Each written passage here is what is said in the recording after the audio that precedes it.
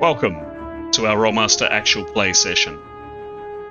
Twilight of the Old Order and Ain't No Place for a Hero are two campaigns currently co-joined, set in the world of Duranarki, the continent of men.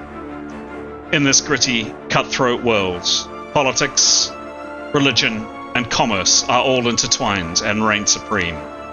Characters need to be both smart and ruthless to survive. We hope you enjoy our story, and, as always, may the dice roll in your favor.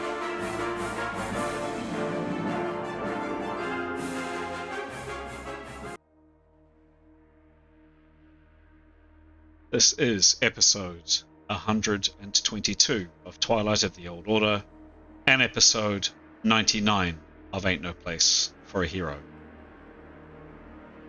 The two parties have reunited some days back and now find themselves thrust into the heart of a perilous mission on a long-forgotten, ominous island. We pick up the story just as our heroes start to make their attack on the bowmen, the top and bottom of the cliff.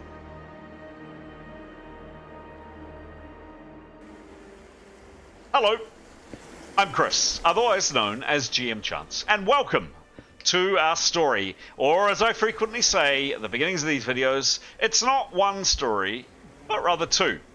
So, two campaigns set in the same world, set at the same time, same dates, etc., but with different characters. 7 characters in one game, 6 characters in another. And there they are, up on screen, all 13 of them. That's a lot of characters. That is a huge amount of characters. In a second or two, I'm going to ask the players of those characters to introduce the people, their avatars, their alter egos that they're playing this evening. Before I do, as I always do at the beginning of each session, a huge shout out, compliment. I always say shout out, but basically I'm just saying thank you to the people that follow us, the people that provide support, encouragement, a thumbs up every now and then to a social media post, a like, a comment, a suggestion. It really does help. This is our hobby, yep. You know, we're a group of people based in beautiful New Zealand, way down the South Pacific, and this is something we do for fun. This is our hobby.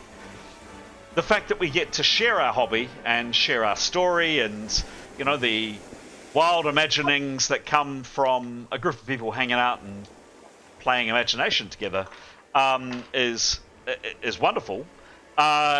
Even better that we have people from all around the world, and it really is all around the world, that are interested and like what we're doing. So thank you from us to you.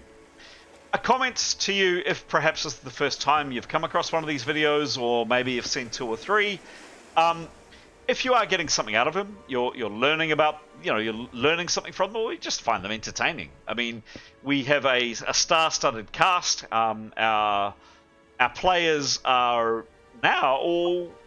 Some of them will shake their heads and say, no, I'm not. But actually, they're all reasonably experienced role players. Some have been playing for minimum for a year. Some quite a lot longer than that. So these are all good role players, and there is a skill to playing this game. And if you're enjoying something you learn from them, one of their characters, or just the story in general, we'd love a like down below, or even better, a subscribe, and tell your friends. The more this channel grows, the more people like you can enjoy the content we provide. Right, well and truly enough from me. I'm going to hand over to the stars of the show, to the players, who are going to introduce their characters right now. Where's the camera? There's the camera. Hi, I'm Pete, and in this episode I'll be playing Leif. Leif is a half-elf warrior mage, which means he uses weapons as well as magic. He's a friendly fellow, very empathetic, and a really kind member of the party. Kia ora, I'm Mason, and for this episode I'm playing Demos. He's a very attractive, very hunky, very buff mixed man. Really great with his spear and shield, and he can whip out some swords if he needs to. He's not the most intelligent person, but he makes up for it with a lot of kindness, a lot of gentleness, except for when he's fighting. And he's been with the party for a little while, has thoroughly enjoyed his time with them, is very much looking forward to saving the world. And on the side, he is looking and hoping to find his long lost sister that was kidnapped a long, long time ago. Hi, I'm Graham. I play Nyathano Sherakir.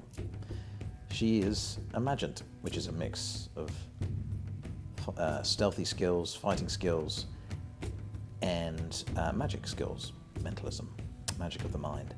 She is a complex character, something of a religious fundamentalist who believes in assassination as a sacred endeavour. She keeps that well hidden, however. She is a dab hand with a short sword and uses her magic and sneaky ability to good use in sneaking up on her adversaries. Hi, my name's Giles, and for this episode I'm playing Tarquin. So Tarquin is a young, ridiculously good-looking half-elf. During his early life and adolescence, he's been well trained in the gentle arts of thievery, charming others using his remarkably good looks, and of course, violence. He is in his own way a religious man, and he's out looking for some understanding as to what's happened to his homelands. Kia ora, I'm Alex, and for this episode I'm playing Keros. Keros is a young North woman. She's a weather mage, a pretty powerful weather mage with some very cool spells. She's quite sweet and kind, a bit emotionally labile, but wears a heart on her sleeve and a strong moral compass. She also has a companion, a cat called Victory, who's a very important member of the party, and Victory was rescued, oh there's Victory, a wee while ago from impending doom. Hello, I'm Graham. I play Etienne Gilderflower. He is a genitrist, which is a type of paladin or holy warrior. He follows the teachings of Aphrodite, the goddess of love, and he believes that her will leads him on, and he makes decisions based on the dreams he receives or thinks he receives from his goddess. He has joined the party on a mission to, as he understands it, to save the old order, the world as they know it. He is a very charming, very good-looking man, a very eccentric man, speaks in riddles and rhymes most of the time, but he believes in a higher purpose. He's a very dab hand with a sword, usually found in full plate. Kia ora, I'm Pete, and I'll be playing Mithan in this episode. Mithan is a ranger. She's a high man. She's pretty good at outdoor skills, and she's a pretty good archer. She's not a people person. She doesn't really care about people's feelings, although she's beginning to in this party. Hi, I'm Aidan, and I'm playing Grey. Grey is a very handsome half-elf who doesn't really believe in wearing shirts. He's constantly just displaying his body all the time, which, you know, he's got it, so he's flaunting it. He's got a bit of a tragic backstory. Pretty much everyone he's ever really cared about has been murdered brutally, but despite that, he's still a lovely guy. He's very caring, cares a lot about his teammates and also animals, loves animals, as he is a beastmaster, so he has the power to kind of, I don't know, not control, well, he can control animals, but he can also kind of interact with them and understand them and get them to help him do what he needs to do. When he's not using his magic, he is a bit of a dab hand with an axe. He is very good at chopping things, chopping enemies, and also good with a little bit of stabby and a crossbow as well. He has a bird called Wingy that is his best friend that needs to have a bit more of a story, I guess. She'll come into it a bit more like down the road, I think. Yeah, there's Gray. Hello, I'm Graham, and I play Severin Kaidegard, who is a human swordsman, a dab hand at the sword, spent his whole life training in swordsmanship. He is a very charming fellow and fancies himself as a bit of a leader. Hi, I'm Stara. I play Jada. She's a 6'7" Arab-looking woman. She fights with a quarterstaff, but not often because she's a healer. She grew up in a monastery where they adopted her, and she has just been taught how to heal, do martial arts. That's all she's done her entire life. Hello, I'm Graham, and I'm playing Tanya Anastasia, who is an elven hunter. Dab hand with a bow. She has some outdoor skills, some very adept sneaky skills, and is an interesting personality, a little bit spiky, a little bit difficult to know, but inside, a good egg. Kia ora everyone, my name's Anthony, and for this episode I'm playing Ascallion, or Ascal for short. He's a tall half-elf warrior mage who comes from the port city of Shabibi, and accordingly his favourite weapon is his ornate cutlass. As a warrior mage, Ascal combines his offensive and defensive spells along with his prowess with his cutlass and in unarmed combat. Kia ora, my name's Pete, and I'll be playing Nicholas in this episode. Nicholas is a common man and a Mentat by profession. That means he is a spell user, and he uses spells from the mentalism realm. Nicholas is a quiet and sort of unassuming sort of fellow. He doesn't like to draw attention to himself. There we go. Those are the players that will delight us with their escapades tonight. Now, in the beginning of each week, before we play typically on a Wednesday, as we are tonight, I send out a few character development questions. The idea behind these is to get people thinking about the character that they're playing. And these can be all manner of things about the character's background, their likes, their dislikes, their beliefs, their moral compass, whatever. And I've sent about 4 or 5 questions out recently, and we're going to hear from each of the players quickly to answer either 1 or 2 questions that take their fancy. And tonight, we're kicking off with Pete. Pete, please take it away. Thank you. Thanks, Chris. Great. So the question I'd like to answer for Leif is, if you could obtain one magical item, what would it be? So this is quite a great question for Leif to be able to answer, because as part of his background, as part of the fascination he has with magic is sort of around this particular item that he'd sort of once heard of or been told about, which is wish magic, a version of wish magic, which is this comes from this item called Val Orak, the Valiant's ultimate hex of dispersed wonder. And what that essentially means in game terms is there's a small selection of five first level spells that if he was able to learn this particular spell from this particular book, there's a range of 5 spells that have been would be tailored to Leif, that he could then, 5 first level spells that was learning this one spell could enable him to cast. So it's just a quirky sort of magic that he's once heard about, and he is very keen on learning it, and he'd want to get it from this item, which I assume is a spell book. Quite a nice question for him to be able to answer. For Mithan, her question is, what personal achievement are you most proud of? Well, I suppose it's proud of, but the thing she takes a lot of joy and pleasure in is her knowledge and learning around the natural environment. And so on her character sheet, that looks like region laws, and she has been worked hard to learn about different regions, different types of climate and terrain. But so she's actually that's backed up on her character sheet. But as a person, she just loves being in nature and loves exploring and coming to understand ecosystems and different environments. For Nicholas, what personal achievement is he most proud of? He's most proud of his book learning, and particularly the sort of slightly eclectic variety of spells that he has worked hard to learn. He knows some interesting spells there, and he does take pride in his skill as a magic user.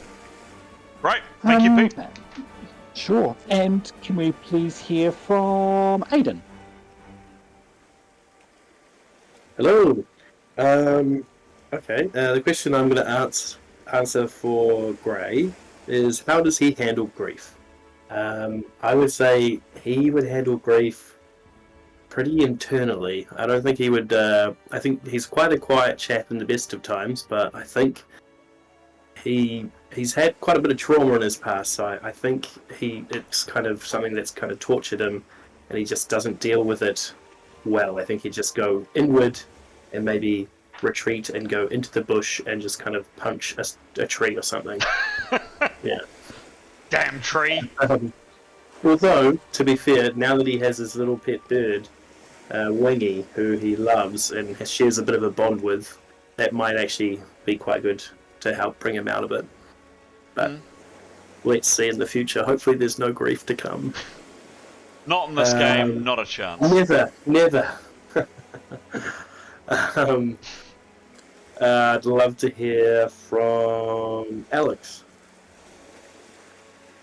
Thank you. Keros is going to answer, have you ever abandoned someone in need? Absolutely not. And if she has, it would be accidental or non-intentional.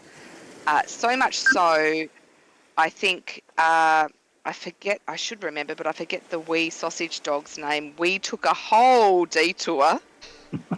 Dormy.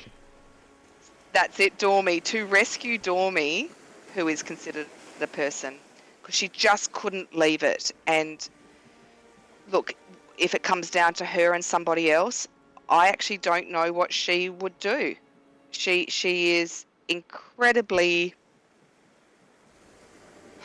I don't even have the word, the social justice and the morality and looking after people. It is so strong.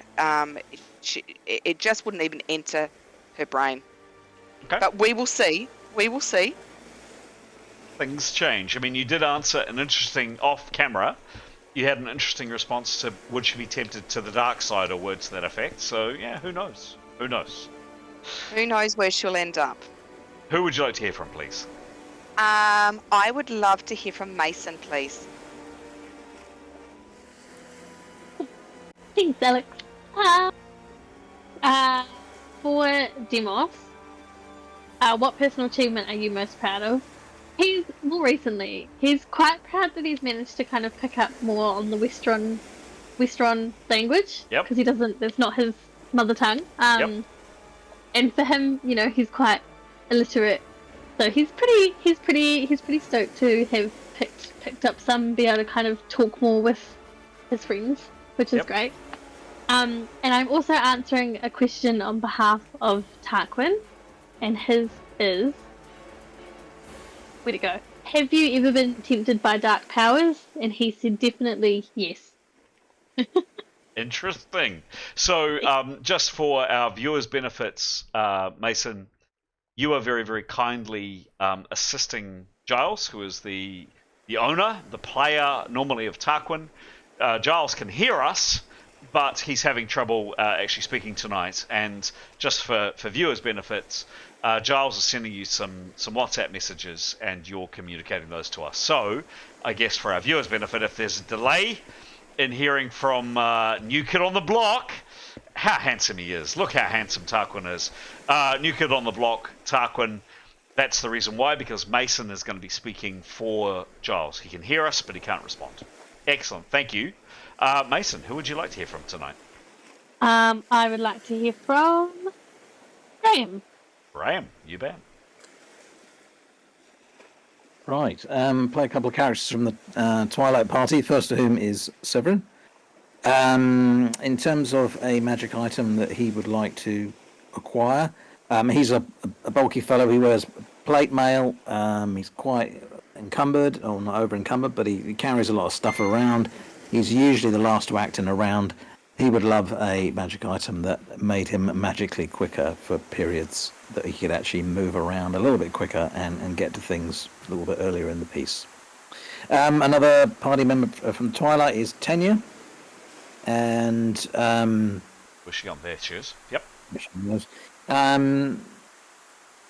Yeah, I mean, same question. I think she does a lot of sneaking around, and that's a lot easier when you're not seen.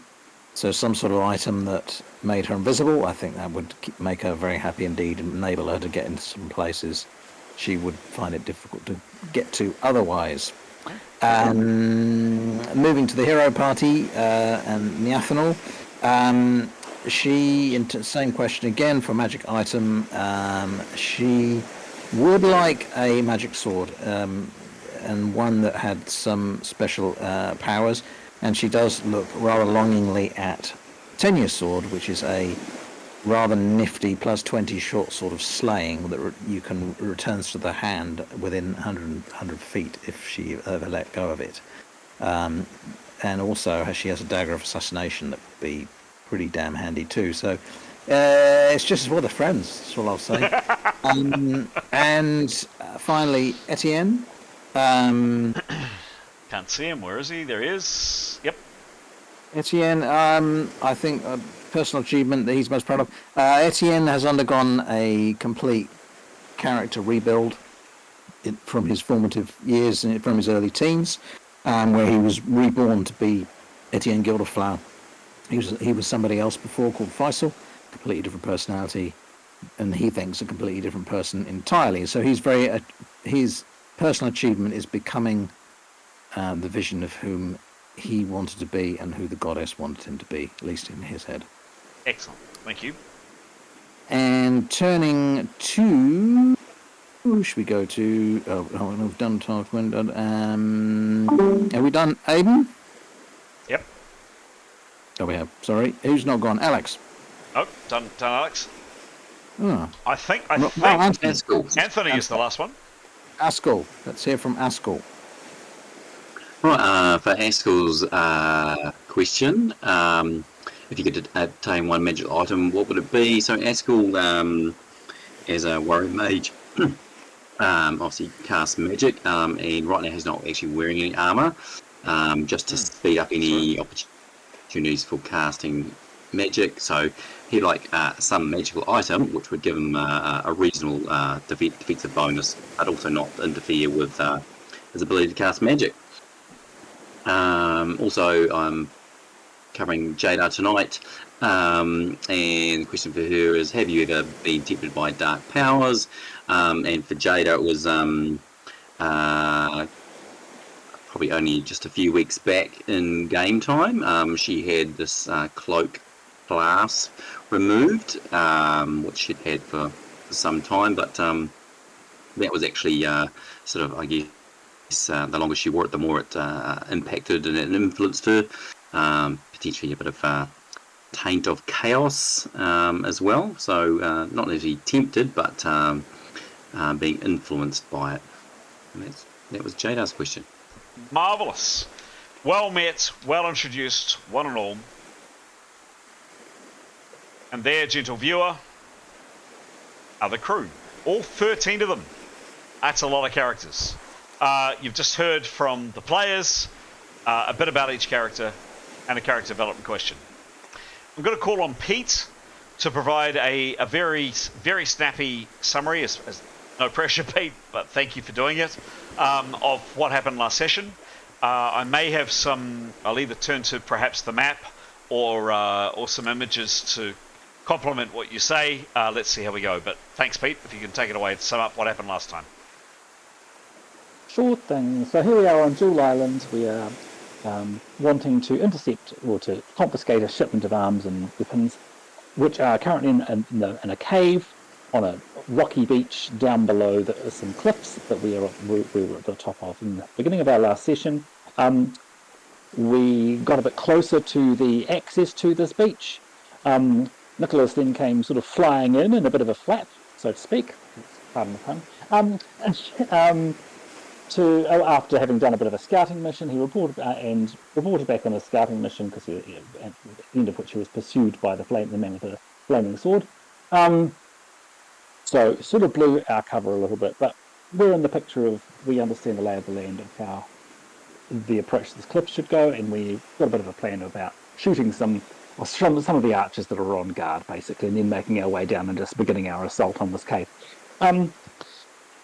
The halfway through the session, there was a bird-to-bird fight of Ningwen attacking the flying flaming sword guy's hawk, which she did extremely well. Well done, Ningwen, and hopefully took out, although we can see on the screen the bird fight there. And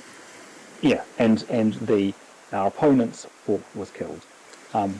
Hoping that it's going to affect the hawk's controller in some way. So now hopefully they can't spy on us as effectively. Where we left it was we were about to have archers shooting their archers at the top of the cliff on the ledge there, whilst Tarquin was shooting the people who'd climbed down the rope, and Neathanol was making her way around to the beginning of another rope. I'm a bit confused about exactly where the rope was. I think we got there, but our wires crossed somewhat. I'm not sure. Okay. But yes, we're ready to start our assault, I believe. Okay, great. Thank you, Pete. Great summary as always. I might just do a quick clarifying kind of overview of the map just to show where people are, and then, unless there are any qualifying questions, we'll start the game. So, we have, if we zoom in here, we have Tanya here, who has made her way. She's obviously not standing up like that. She's actually crouched down. She's peering over the rock, and she can see 1, 2, 3 of these guys up on the cliff. And just to give a little bit more context into what the cliff looks like, you can see there. This is the map, the other map I prepared. And rather than jumping in between maps, I thought I'd use an image to show it. You can hopefully see on screen, there's the gap. And there's actually a bit of a dip. There are two foes quite a bit up ahead. There's another one a bit further down. And you can see down there the way the cursor's going. It's not a staircase, although it's been kind of hacked out of the rock. But this kind of path that kind of weaves its way down, all the way down 80 or 90 foot, down to the rocky cliff face below. Speaking of the rocky cliff face below, I've been describing this, and I meant to share an image previously. This is what's certainly in my head. That's kind of the environment, yeah. So you've got, not almost, let's say exactly that, apart from the fact that the rock shelf is not into the waves out so far. So you've got a big cliff coming straight down, as you can see. You're almost straight down, as you can see, and then there's some foliage above. So that's kind of the environment we're talking about. So that's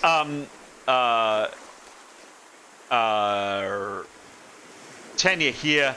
Gray is a little bit further behind. He needs to make one more maneuver, a hard maneuver, to get up to the same position as Tanya. And there are these 3 people, as shown on that other image, on these kind of narrow paths going up and down the cliff. 2 are here, and 1 is a bit further down, around about 100 foot away or thereabouts. Other characters, Askell, Keros, Jadar, Leif, Demos, and others are collected here as quietly as they can. Jogging, I don't think they're sprinting, but certainly jogging through the underbrush. Where are they? Let's see if we do this. There we go.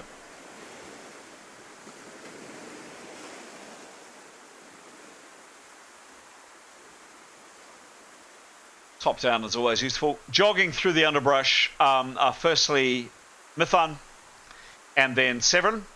They are weaving their way back through these kind of trap-filled areas to make their way back to this area here, which led out, I understand at least, that led out onto that cliff face. They're approximately 170, about 170 foot away, I think, or let's find out. Direct line, a bit less, 120 foot away. Direct line, probably more like 60, and then 60. So yeah, 120 foot, all told, thereabouts.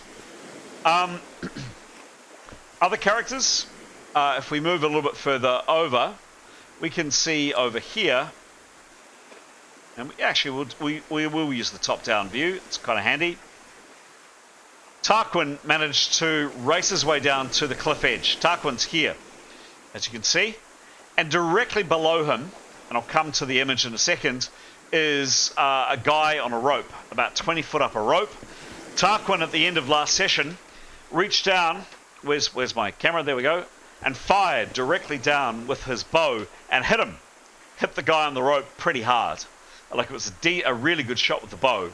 And the person here is 20 foot down above that rock ledge. As you can see there's the water, and then there's this rock ledge that goes around. This guy's going down towards the rock ledge. Tarquin hit him, and hit him pretty hard. And then lastly, a bit further back, obviously both Tarquin and Neathanel don't know where they are, but this is indeed Neathanel right here. Neathanel is creeping as quiet as she can. She came over here from her companions, and she's creeping, as I understand, down towards the cliff edge. That's the situation. That's the setup. So a few characters poised here with bows, trying to target some foes over here. Some characters running here. Neathanel here. Tarquin here. And the majority of characters here.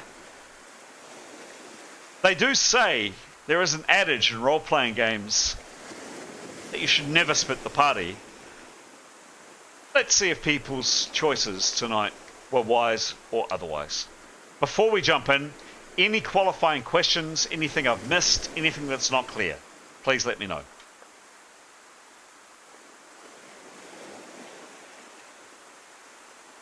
Nope. Okay. All right. Well, with that,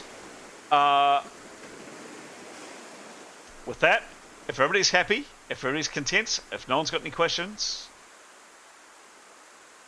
let's start the game.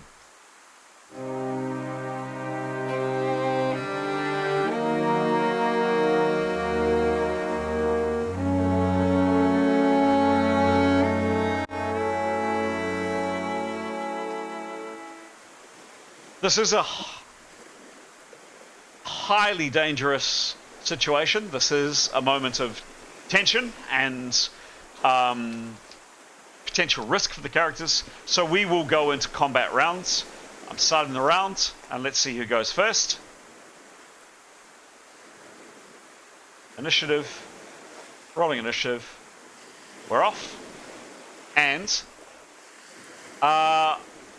I am going to, I have tried to avoid up until now, but I am going to split things up a little bit.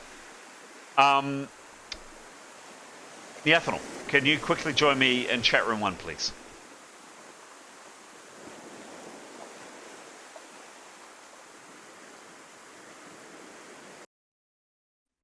Hello. Hello. How you doing? All right. Excellent. Good. Yeah, good. All right, so Neathanel is here. She's seen kind of Tarquin charge off. You can't see the map yet, but you will in a second. Just give me one tick. She's seen Tarquin charge off. What does she do? So I think she'll join him, but she's just really interested in what's further down the way. So she's going to continue creeping, and I guess she's going to continue checking path for traps. But she's just wants to make sure there's nothing. She's going to perceive the hell out of the scene to her left. Okay, so there's a lot in what you just said. In terms of breaking that down in terms of actions, what does she do? Okay, perceive off to the left. Yes. And then creep forward, checking for additional traps. Done. Towards Tarquin. Perfect. Love it. Give me a roll for perception, please. So this is a 10% or a 30% roll? 30%. 30%, having a good look around. Yep, okay. Yep, 24. 24, thank you. Plus 75. Okay. Yeah, right.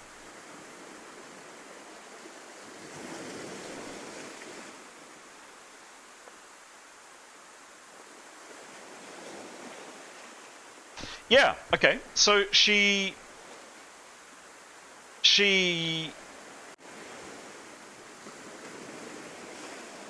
kind of looks in this direction down here, which is where you're talking about, or this way.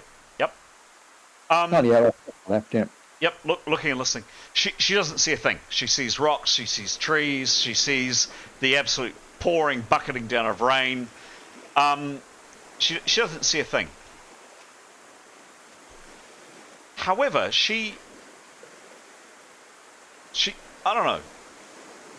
She thinks she might have heard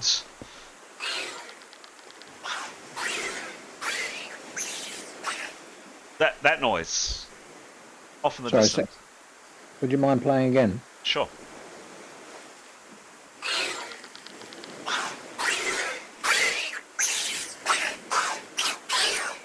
Okay. Or it might have just been the rain or something. Down from this direction, or somewhere around here. That's the information she picks up. Okay. And a stalk maneuver on top of that.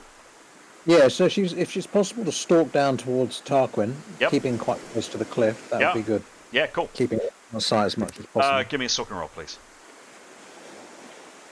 90. 90, nice. Plus? 115. 15, lovely. Cool.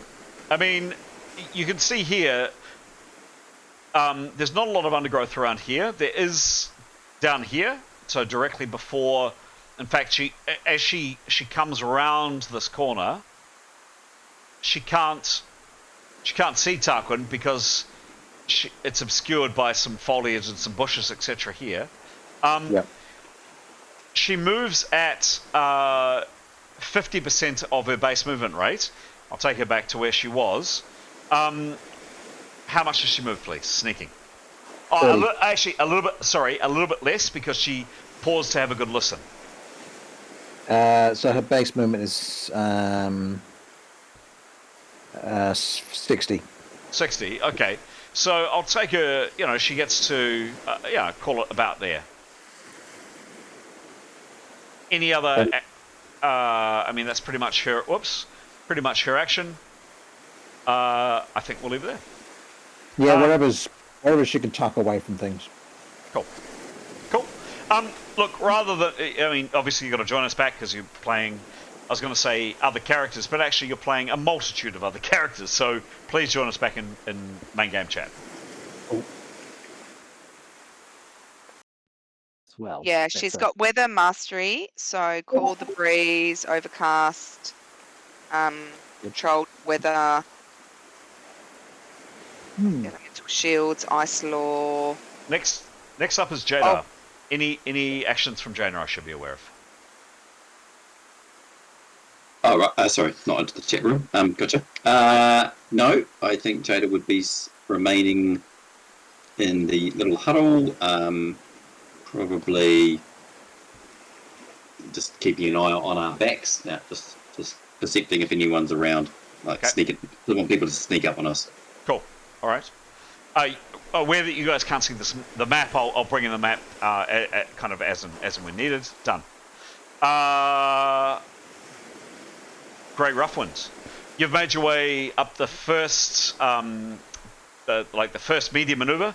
There's like a harder climb in front of you. You've just seen Tanya kind of hold one. It's quite a tricky climb. She's held her bow in one hand, and she's kind of pulled herself up onto this ledge up here.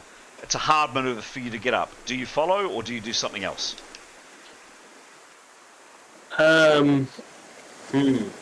Is there enough space up there for both of them, or would he kind of be in her way? There is. Just enough for the two of you. Yep. Yeah, he'd probably try and make his way up there to see if he could help her out. Cool. Give me a hard maneuver, please. Ooh. Hard climb maneuver. We need a video, by the way. 58. 58. 58. What's his climb? Sorry, that's a great question. I will let you know. Chris, we don't have video. Plus 50. That's okay. Yep, plus 50. Sure.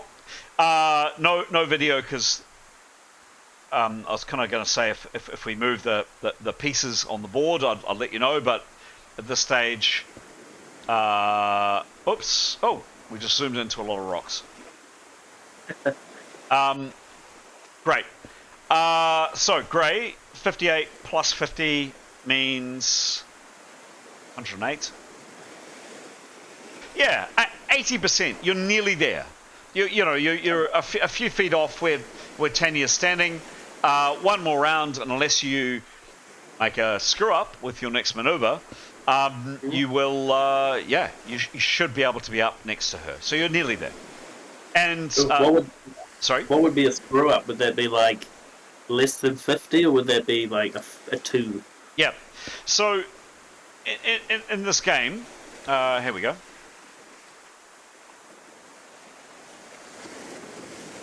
You guys can see that. That's the movement and maneuver table. Routine, easy, light, medium, hard, etc. There are different ways to measure this table. Sometimes it's an all or nothing roll. So sometimes you'll hear me ask, your character has an all or nothing chance of doing such and such. And that comes down this percentage. 20%, 30%, 40%, etc. If you make that roll, and typically that's like a leap or a jump or it's something where you either make it or you don't. In Grey's case, he rolled pretty well, and he rolled up to 80% here.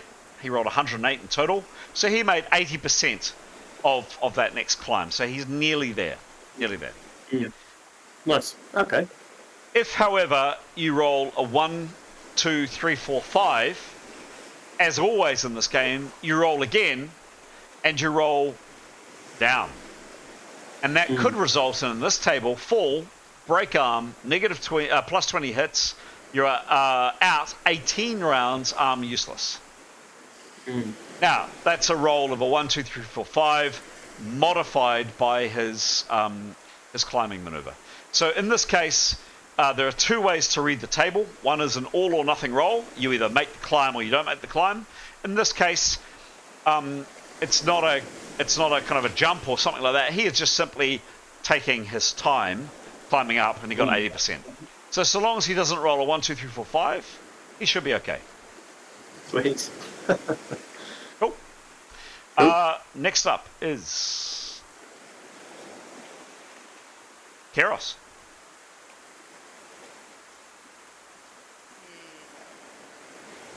Says Keros.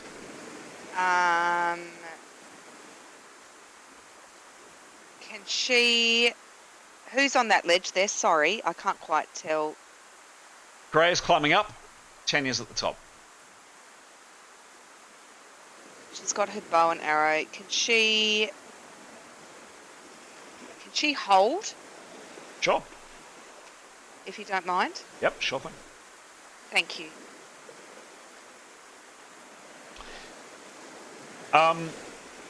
Next up, Etienne.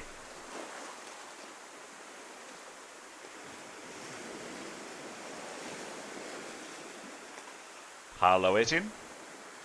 Sorry. Yeah, he may as well start preparing. Cool. Done. Luke's he's got no resistance weapon, so he'll prepare and then just look around him, checking behind. Cool. Give me a perception roll, please.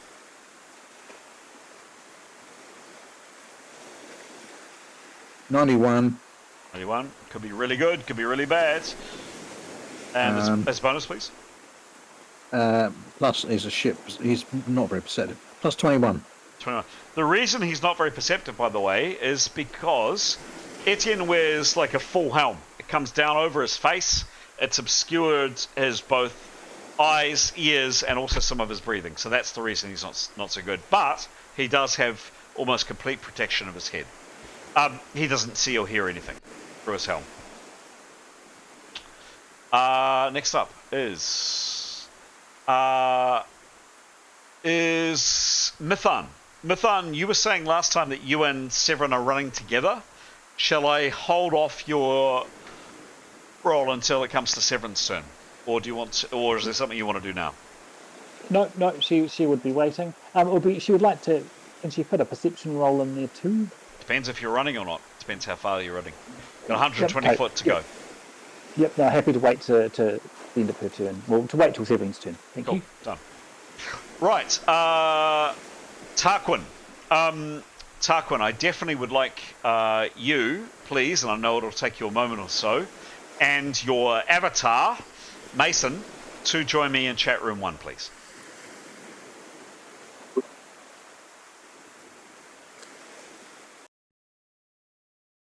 Hello, Mason. Hello. Hello. Hello. I'm nervous. Let's see if Giles joins us. Oh, I hope he joins us. Hasn't joined us yet. Can you message him, please? Yep.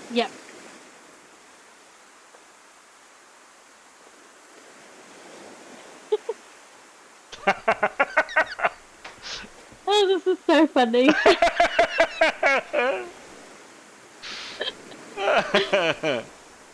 Hey!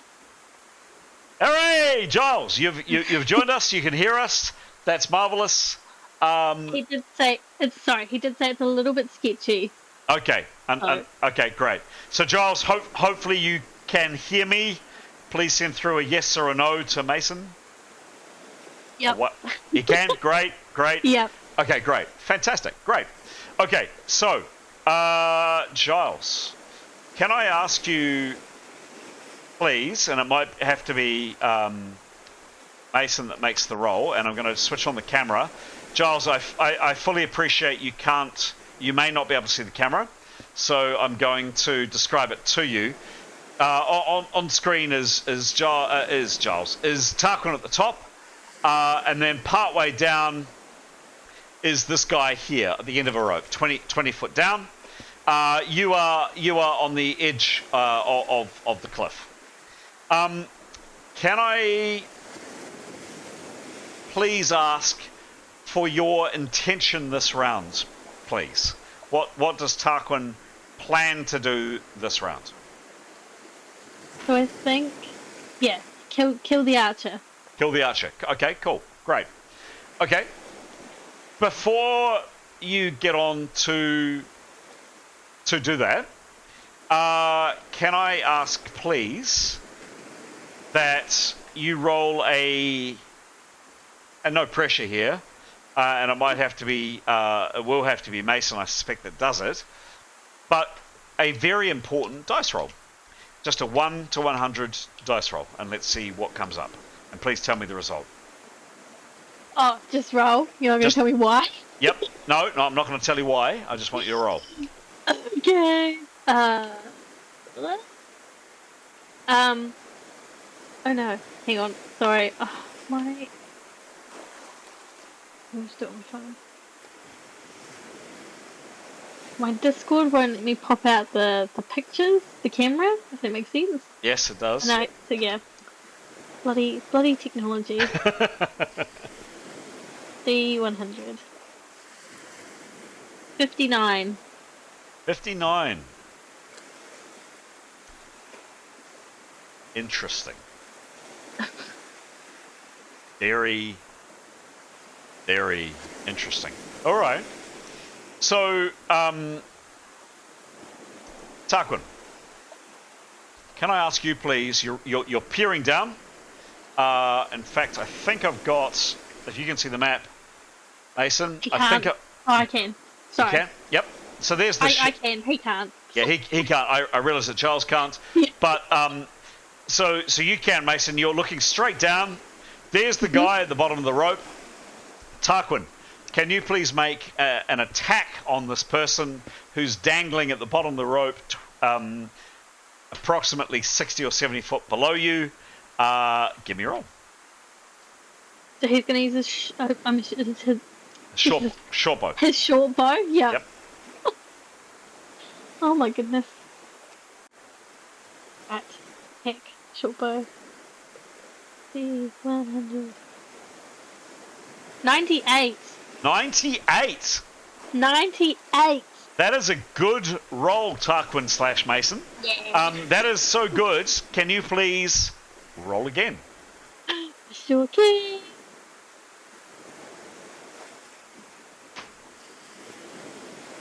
$41. That is a very, very, very good roll. It's 139. Nice rolling. I hope you're fist punching there, Giles. This guy at the end of the rope doesn't get his defensive bonus. He only gets like half. You know, he's hanging there, basically in midair. That is such a good roll. Thank you, Mason / Tarquin. That I need to pick. I need to pick up my my trusty rulebook and actually see how much damage over and above you would normally do him. Just coming. So 229 minus 150 divided by. Actually, I'm going to resort to this one. That was a good roll. Nice work.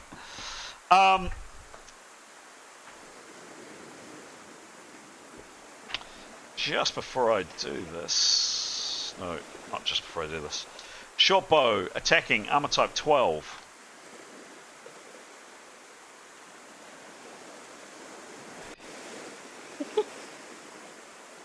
Okay.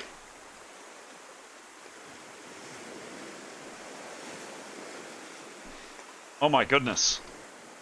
You have absolutely crippled this guy. 28 hit points in an E puncture and not just the E puncture,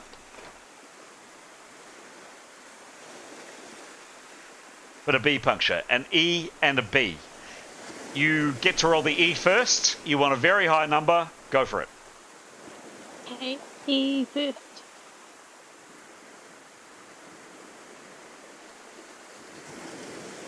Oh, 25. 25 on the E, not what you wanted. No. You cut him along the side of the hits. Along his sides. You've definitely injured him even more. He's now got 2 of your arrows sticking out of him, Tarquin, and he's bleeding even more. So that's the E critical, the most severe, done. I'd now like you to roll, please, the B critical, Tarquin. Coming in just a second, so just give me 1 second to bring it up. 1, B. Okay, roll the crit, and you want a high number here. 32. 32. That's disappointing.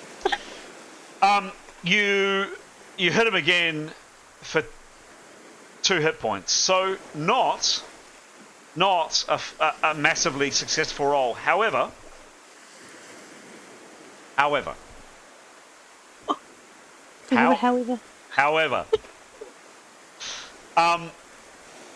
shooting basically straight down on this guy,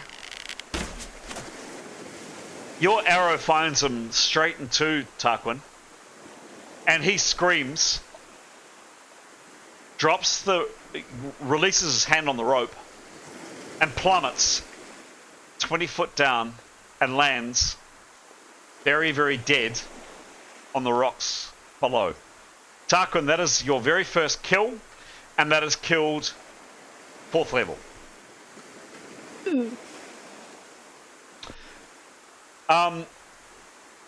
That was a load and fire, which was a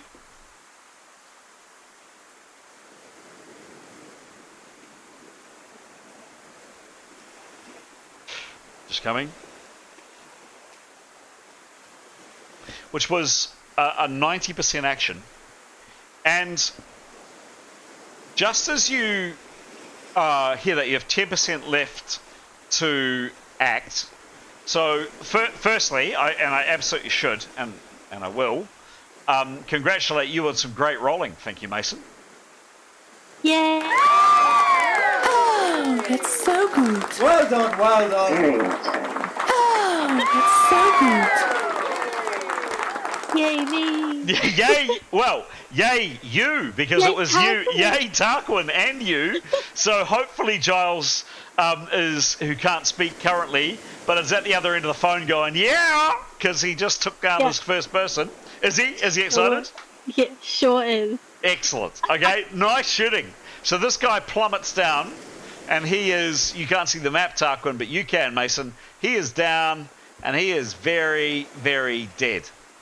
That's the first thing that happens. Second thing that happens is not so great. Tarquin, you hear a...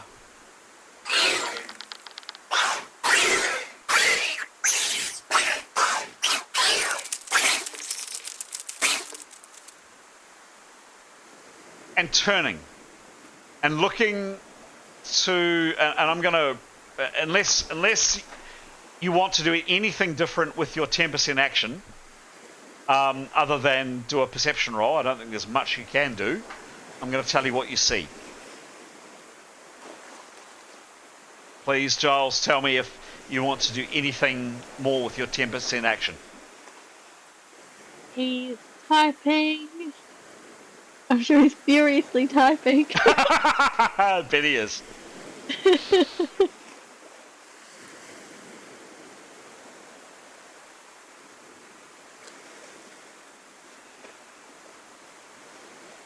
Oh, he said, can he kind of tuck himself like into like a ball or something Can he tuck himself into a ball? on the ledge? I don't know. So it's harder to hit.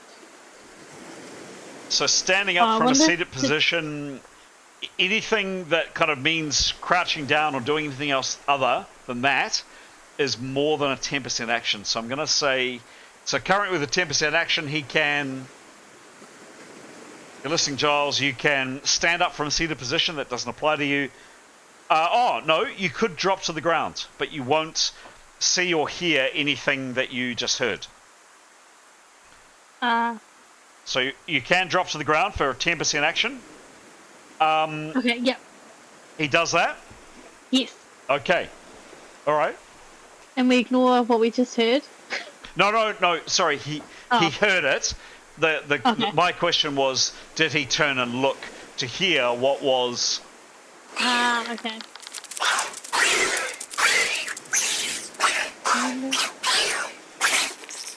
He did definitely hear that. My question was whether he turned and looked. So Tarquin doesn't. He drops to the ground. The one thing I'm going to ask is a roll that I'd like to make from you, because he's kind of panicked. It's a very simple thing to do. He's just going and dropping, but it's a panic situation, and he is right on the ledge of a 90-foot drop. In his panic situation, in the rain, is there a problem with him dropping? Does he miss his footing? Does he slip? Could he possibly plummet over the edge? I don't think so. But so long as Tarquin, or rather your avatar, Mason, doesn't roll a 1, 2, 3, 4, 5, you should be fine. Oh, God. Please roll a 1, 2, 3, 4, 5, and don't roll that. Oh, a D100? Always. Yeah, okay. Oh, my God. I'm so nervous. I don't like this. Oh, my God, a 92. We're fine. He's fine. Tarquin. Yeah. So, Tarquin, your action was dunk. Hang on, where's the sound effect?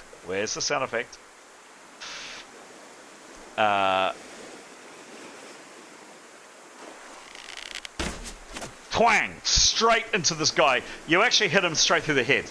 Like the arrow comes straight through his head, the top of his head, and out the bottom of his jaw. And he just drops like a stone down the extra 20 foot. Killed. Bang. He's out. He's out of the fight. No question about it. He's very, very dead. Then, for a split second, you hear this.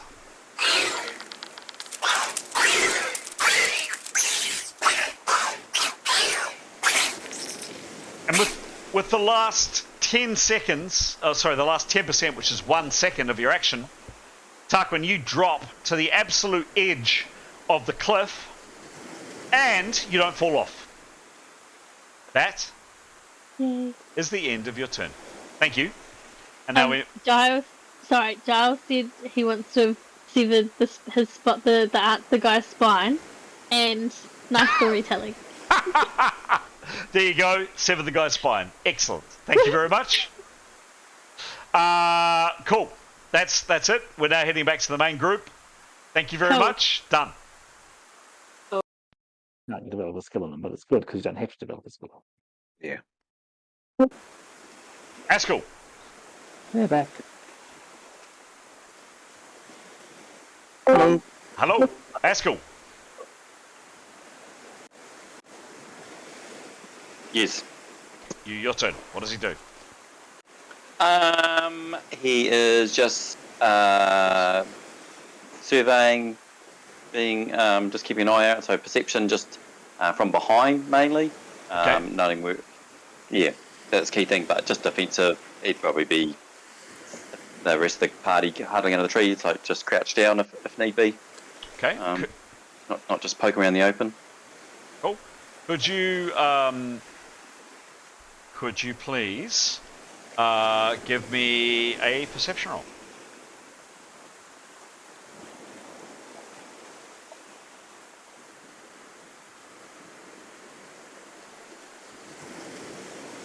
$48 plus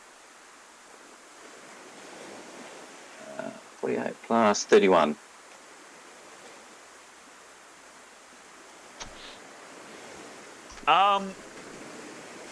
Yeah. Looking back in this direction, Askell, you thought you saw some movements down here, maybe? Like you scanned around and you thought you couldn't quite catch it this round. Like, it didn't quite make sense. You didn't quite see it clearly. But you could have sworn you saw some movement down on the cliff top. Next round, you can have another look. Anything else I should be aware of? No. Okay. Leif. He is in his second round of preparation. Cool. Thank you. Severin. So Severin, Mithan and you were waiting. Sorry, Mithan was waiting for you. What does Severin do? So proceeds with Mithan, retracing our, as long as Mithan's happy to do so, to retrace our steps exactly. Yes. So, actually, on that, I would again. I'm sorry. It's now getting down to crunch time. Can you guys join me in chat room 1, please?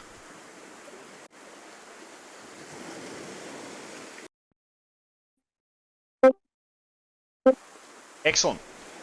So, guys, Mithan and Severin, you're planning to run back the way you came. It's 120 foot away. Can I please... Now, you were just here, like, probably 15 to 20 minutes ago. However, you guys were back a little bit... Some of you were back a little bit in the party. And I'd like a routine memory check. So this is a plus 30 to the roll. You have to top 50 to succeed. A plus 30 to the roll to remember where you stand. Exactly where you stood on the way back. As I say, it's plus 50, and you need to make above 50 or better. Severin, can you make the roll first, please? Sure. Are there not any tracks? No, it's pouring with rain. You can't see. M.E.R.P. 51. 1, cool. Cool. And what's his memory bonus, please? Plus 6. Plus 6, lovely. Very good. And Mithan? Don't forget it's plus 30. Mithan would be following Severin. Yep. Discretion being the better part of valor, Mithan. Absolutely. Wow, man. I want that for an attack. 98. 98. Remember, it could be really good, it could be really bad. Is it masked? It's always masked. It's a memory roll. Yep. What's her bonus, please? Plus 1. Plus 1. Cool. Okay. Great. So, what speed are you traveling? I think we said we were jogging. So 1.5 times. So can you guys tell me, please do your calculations and tell me what kind of distance is that for you both? 95 foot.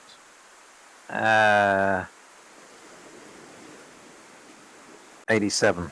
87, thank you. But Mithan would be sticking with him. She wouldn't want to get ahead. Understood. Let's hopefully see the map. Where did those characters go?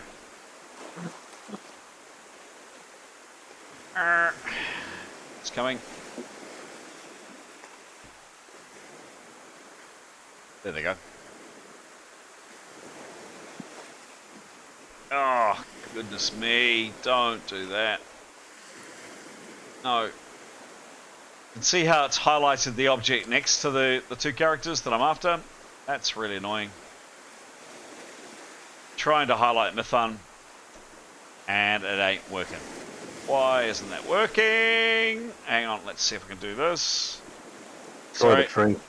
Yeah, sorry guys, technical difficulties. There's Severin, that's great.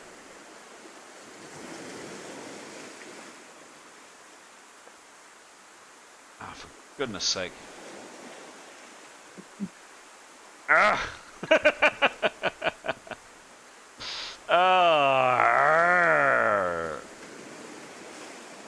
Copy. Can I do that? No, I just want to copy and paste. Okay. So that is exceptionally irritating and sometimes happens. Can I make a suggestion? Just check. So you know how sometimes if you wanted to select different items, you hold down Control. Yep. You know. Yep. Yeah? I do. So could you?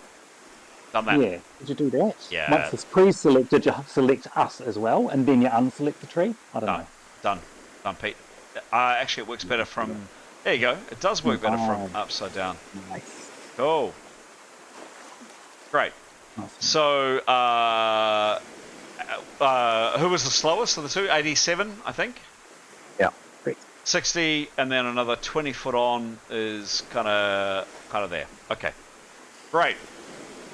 It's a good tip, actually, for myself. That actually top down works quite well.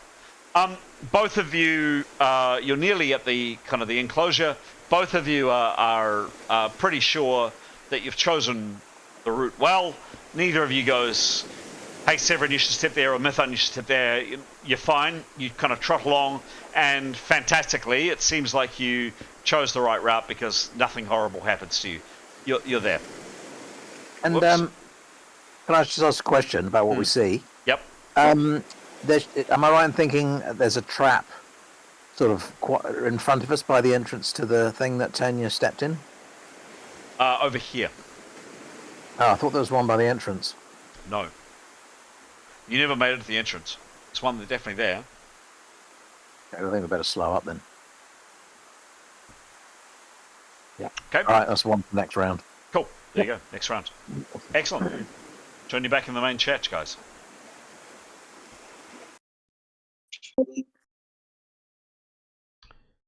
They're back. Now we're back. Next up is Nicholas. He was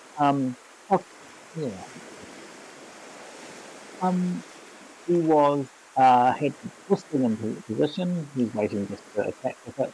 That's right. He was slightly bit further beyond the group. I believe on the map I saw he was he wasn't in the right place on the map. Sorry, Pete, I'm missing a bit of what you're saying. Can you say that again, please? Oh, sorry.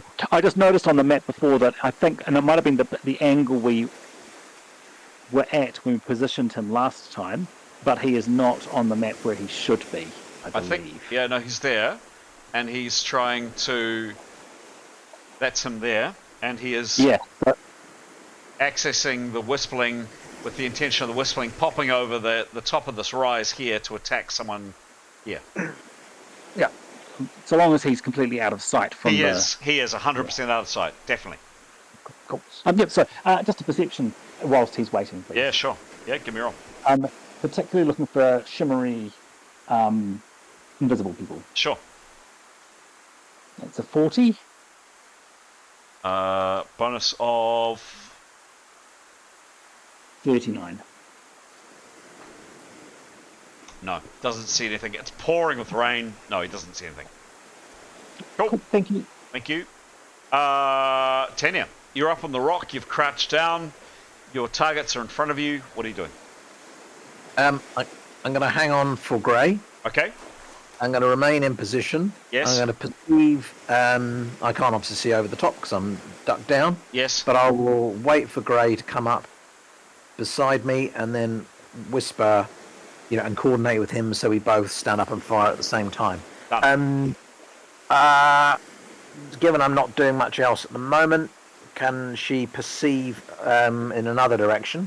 Sure. I guess in the direction that she's higher up than the party. Yes. Can she look across to right?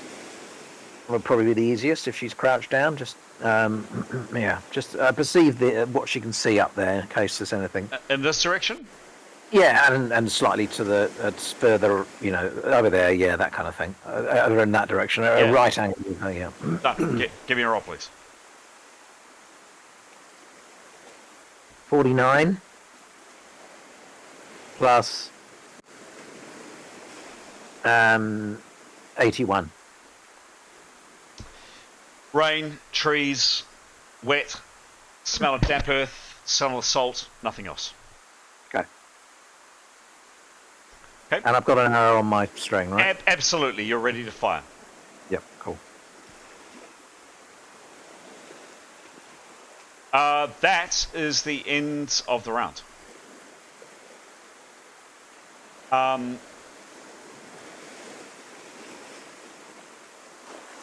The GM is going to head to the loo. Back in a sec.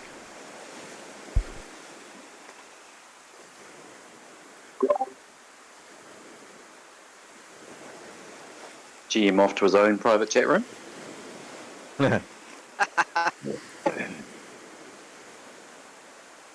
Right-o.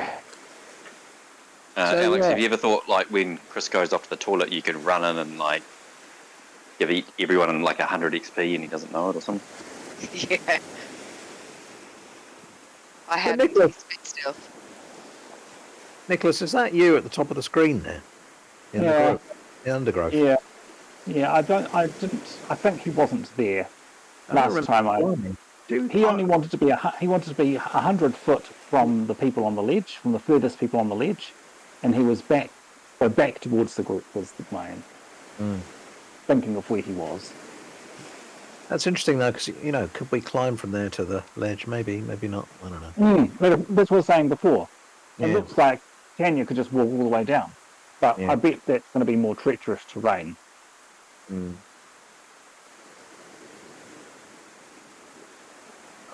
Find out. So I think there's a trap in front of that lean-to. Yeah. Well, the reason I said, in fact, I'm sure there is, because Chris actually gave me a map of them, and there was one there. So I assumed that was one she'd stepped in. So.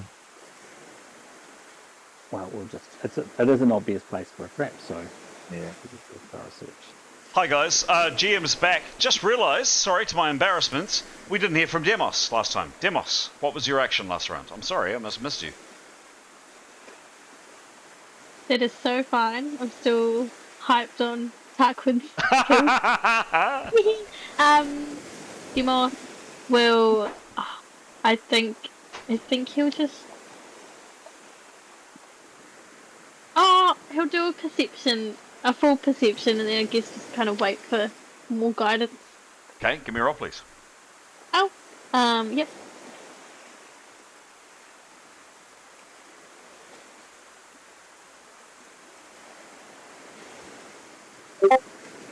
$65. Okay, and this bonus?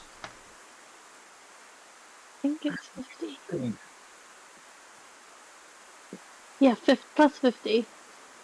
No, maybe some movement further down the cliffs in kind of this direction, maybe, but yeah, hard to say. He doesn't see anything much. Okay. Alright. So, it is into next round. Ha! How to handle this?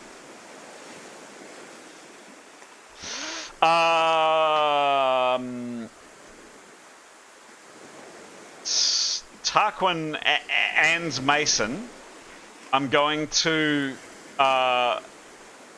put a note into firstly Tarquin's channel, and then Mason, your channel of what Tarquin sees.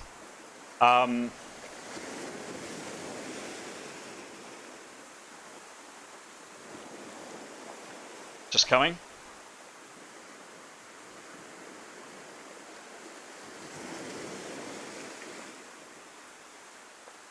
This is not your turn, this is just someone else's turn, and this is what you see as a result of someone else's turn.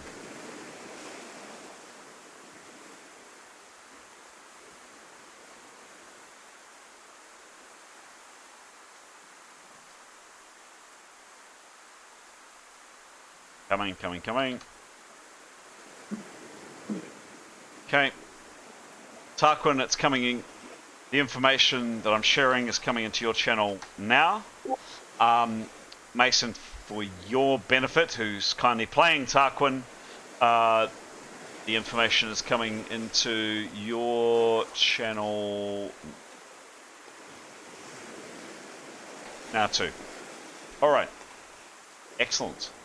Next up is the Ethanol. Again, the Ethanol, can you join me in chat room, please?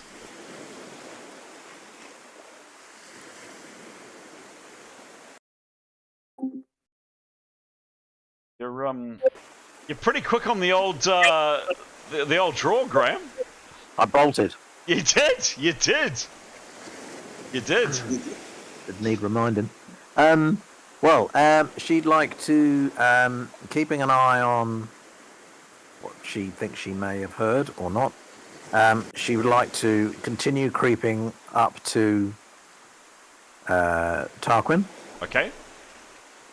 And take some cover under that tree, I think. This kind of bush here, yeah? Yeah. Could she creep up to there, and then how close would she be to Tarquin there? Well, she doesn't know where Tarquin is. You can see on the map. Okay. But there is a lot from your character's perspective. There is a lot of foliage in the way, and there's bush and scrub and stuff at the edge here. So she doesn't know where her companion is. She can't see him. Thought I was just behind him. Right. Okay. Yeah, but there's that's like, I mean, it's not to scale. That's a large amount of scrub and bush in the way. All right. She'll creep, stalk up to that, under that scrub. And I guess continued up that way. Look for Tarquin. Yep. And if she sees Tarquin and she's able to communicate with him softly, she will do so, or she'll keep going until she can. Cool. Do you go this way, or do you go this way, or do you go in the middle? I guess round to the top. Option 1. I mean, she wants to get to cover, so whatever. Would it be better to go? How can that thicket? I mean, that isn't where the noise was coming from, was it? No, the noise. What she heard was definitely further down, down this direction. Definitely, quite some way away. All right. Well, I mean, she'd like to just get into some cover. Is that too difficult to go through the middle? No, it's not. All right. Well, she'll go through the middle then. Okay. Give me a stalk maneuver, please. Like it's got more cover. 5. 5. Remember, thank goodness it's masked. And her bonus is for stalking 115. Cool. All right.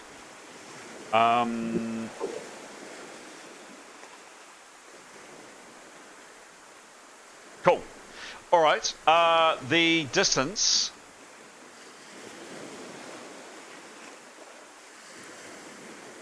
It's about 30 foot. So she moves and that's her maximum.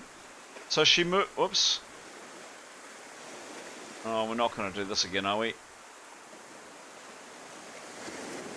There we go. So she moves to... Oh dear, that's annoying. I'm not going to move the token because I'm clearly having issues with it. But she moves to about there, in the middle of the thicket, and she peers out from some bushes, some 15, maybe 30 foot away, and she sees Tarquin at the very, very edge of the cliff. He's lying down. He's got a bow in his hand. That's pretty much all her action this round. Okay, so she couldn't make a noise or anything? Your discretionally 3 words. Well, I think she'd just give a low whistle, judging the distance. Okay, cool. On Tarquin's turn, we'll come to that and see how he reacts. Okay. Cool, thank you. Back into the main chat.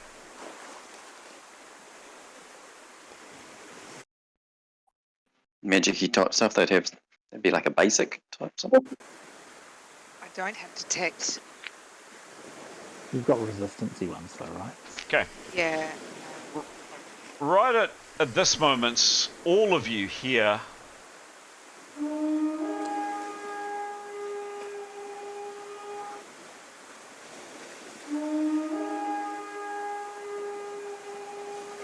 two blasts on a horn.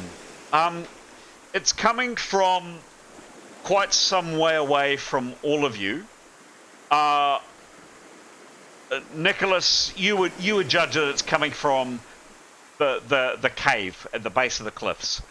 Fair to say. You've all got a rough idea of the approximate location of where this cave is. Some of you have seen it, some of you haven't, or Nicholas has seen it. But you all hear, some distance off,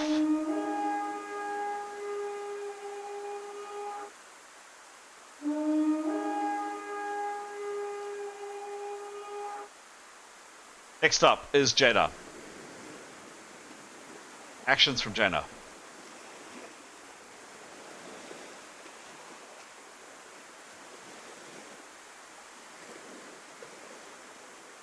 Sorry. Fingers. So she would have heard that noise just now?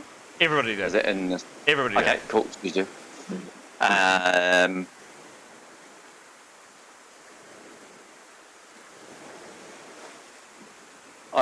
No, I don't think she needs to do anything as such, bar just keep just a general perception and around. Yeah, she doesn't need to prepare magic. No. Okay.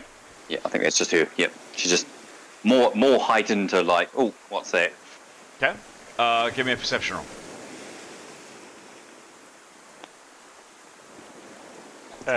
Sorry, where's she looking, or what's she kind of trying to perceive or hear, or is she focused on the area? I guess. Oh, how would we describe it? I guess behind and like a sweeping, like so. I guess a 180. Okay. To her. So kind of down. Right. Down here-ish, and down here particularly. Yep. Cool. Give me a roll. 46. Cool. And her bonus? Bonus. Plus 55. No. Doesn't see or gain any more information. Okay. Etienne. Continues to prepare and does a perception roll. Cool. Give me a roll, please.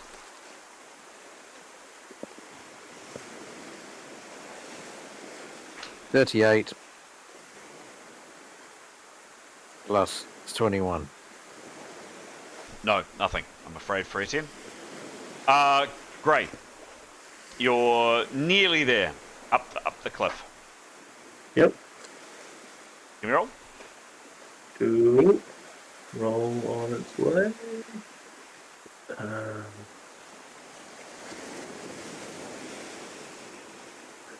34. 34. Cool. Plus What's this? 50. Plus 50. Excellent. Yeah, success. So Gray, you scramble up. I'm not going to move your token, but Gray, you're here. You move up alongside Tanya. You know the footing is quite precarious, but you're here alongside Tanya, and you now have next round at least a good field of fire to shoot from. You're now up. Cool. Does he need to take time getting his? Because I imagine he would have I'm not sure where he would have put it while he was climbing up his bow. Does he need to take time to get it out and get it ready? I'm assuming it would be the time he would need to load it. Yes. Yeah, cool. Which is for a light crossbow, he can fire after 1.5 rounds of preparation, or he can make a snapshot at 1.2 rounds of preparation with a negative 30 to roll. Cool. Okay. Next, okay. So after hearing that horn, Tanya and Gray, you can see that one of the guys here spins around. Well, actually, maybe you can't. Saying appearing over the edge. He spins around, hearing the horn, and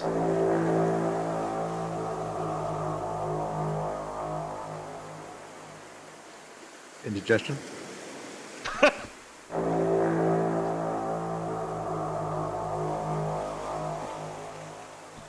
and with a word, you can't hear it, he and his companions start moving down the rock face. Slowly. I mean, it's wet and it's treacherous. There are 3 of them. I'm not going to move each one, but this guy is also moving back, and the guy that was slightly further down. They are definitely being cautious, taking their time, and they're looking around, but they're beginning to move down. Now, this is something that Tanya and Gray are aware of. No one else is aware of. I'm going to say, please don't act on this information. It's kind of impossible for you guys not to act on this information because it's called metagaming, but, kind of, what are you going to do? Next up.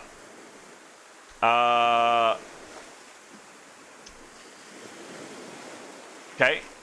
Next up, nothing. Leif. You've heard these 2 blasts on a horn. 2 different blasts on a horn. The most recent one definitely came from here. The other one came from, down this way somewhere. What do you do, Leif? He's going to continue to prepare. Done. Okay, Keros. Can she do... Well, she's not going to use her power points. Can she do a perception, please? Yeah, sure. Give me a roll.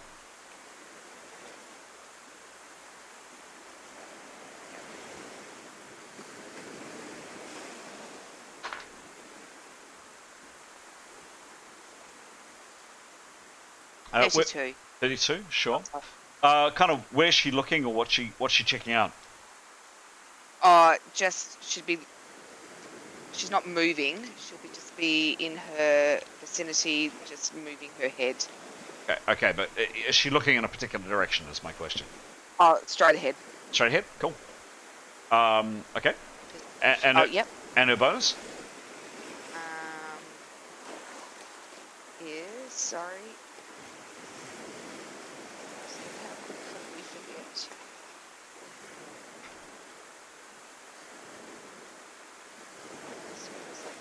General perception is plus 48. Okay. No, all she sees directly ahead is quite attractive bottom of Grey disappearing up over the lip, and of this kind of rocky outcrop that he and Tanya have just climbed up. That's it. That's nice. Cool. Askel, you've heard these 2 blasts on a horn. 2 very different directions, 2 very different horns. So he obviously wasn't quite sure if he did see something last time, so he would be a little bit more rechecking. Now he's heard those horn blasts. Yeah. Just looking for any movement. Not Is it just from where he thought he saw something, but just in another sort of like 180 arc as well. Yeah, give me a roll, please.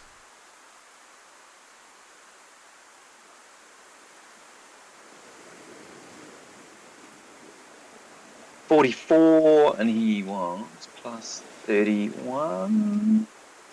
Roll again. Plus 31. Roll again, please.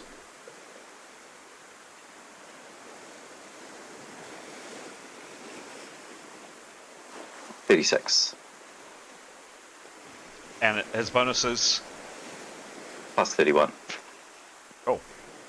Askell, you do see something. You see two things, two pieces of information. I'm gonna show you. It's up to you what you do with this information, but I'm not gonna keep chopping and changing. A couple of things. So, firstly, first piece of information you glean is the following. Looking down the way you saw, and he's half elf, so he's got reasonable vision. He makes out what he thinks could be Tarquin, who was lying down on the edge of the cliff. And down here, just down here, almost 100 foot or so away from Tarquin, he sees two figures with bows out and pointing their bows down your direction. That's the first piece of information he gathers. Second piece of information he gathers, I'm going to pop into your chat. Coming in a second.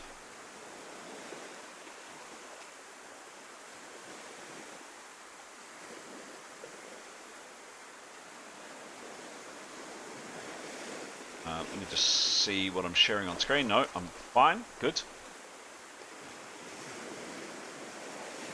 Just coming, Askell.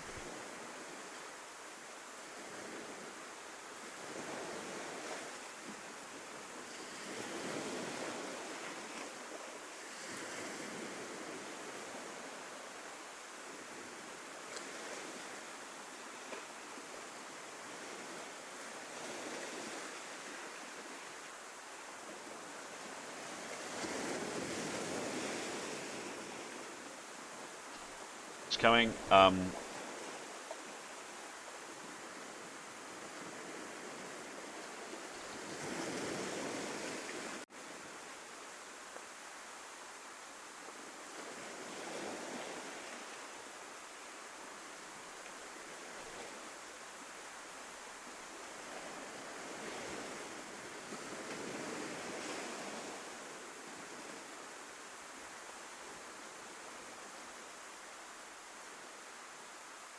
Okay, Askell coming into your chat now.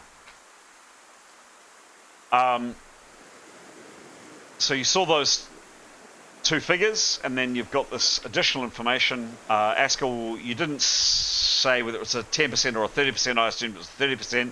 You've got 70% action left this round. What do you do for the remaining 70% of your action this round?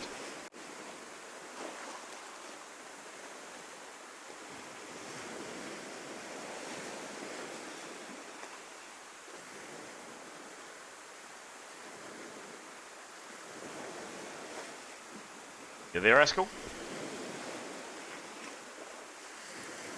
Sorry, doing the talking to myself thing. Yeah, so Askell would to people around him just point. Tarquin's in danger. There's bowmen, and then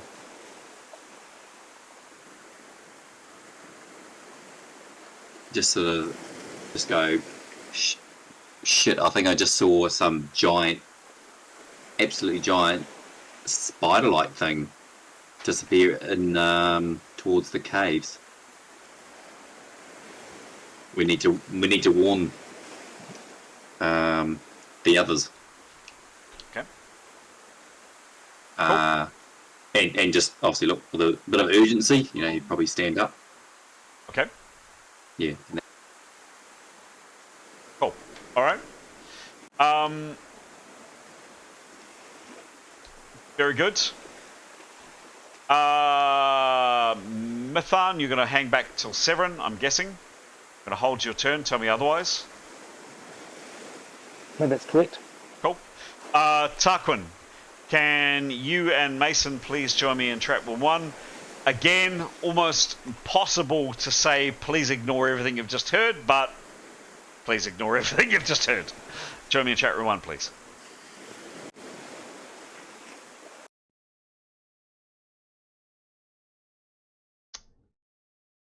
Hello, Tarquin, and hopefully Mason very soon.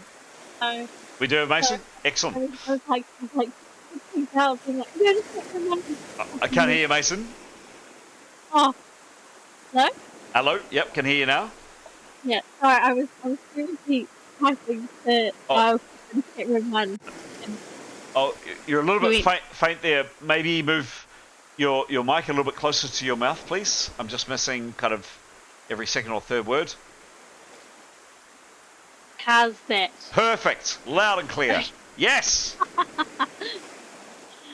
Okay. Okay. So Tarquin, you've jumped to the ground last round, as described. You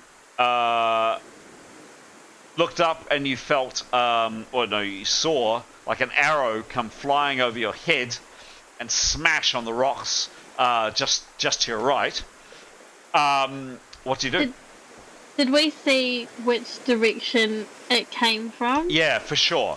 It went from, you can see hopefully on the screen, it came from here, so in the direction of the cave, that direction, and it smashed on the rocks here. Whoops, here. Yep. Okay. I'm just gonna. Hang on, yeah, take your time. Take your time. I took a video of that and I'm gonna send it to Giles. He may not get the video because it may take a while to get through to him. That's true. I'll see if this works, and if it doesn't, then I will. Video won't work. Oh, okay. Yep. So Tarquin, Giles, Mason, what do you do?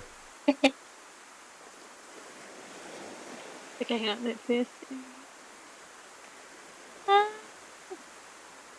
Sorry. Let me. So we saw where the arrow came from. Oh. Sorry. One last piece of information. You hear a psst from behind you. Oh. Wait. Like a psst. Like a someone. Ooh. Yep. And at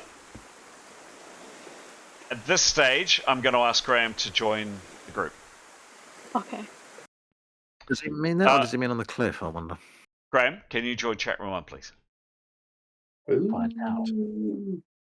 He's quick off there. Of the map. Hello. Hello. So, Tarquin, you hear a psst from behind you, and peering into the bushes just up here, about 30 foot away from you, is Neathanel. Neathanel, you've acted this round, but you've alerted Tarquin to his presence. I'm going to say, Tarquin, you've heard that.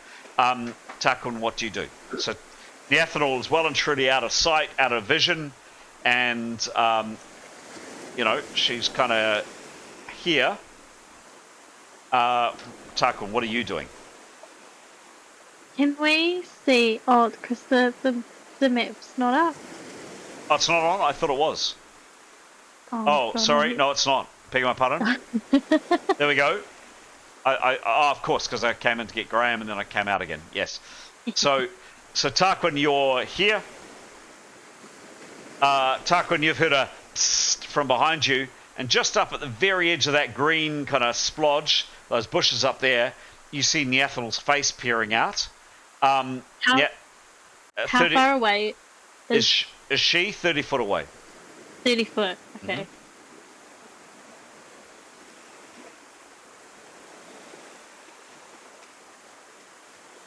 Giles is typing.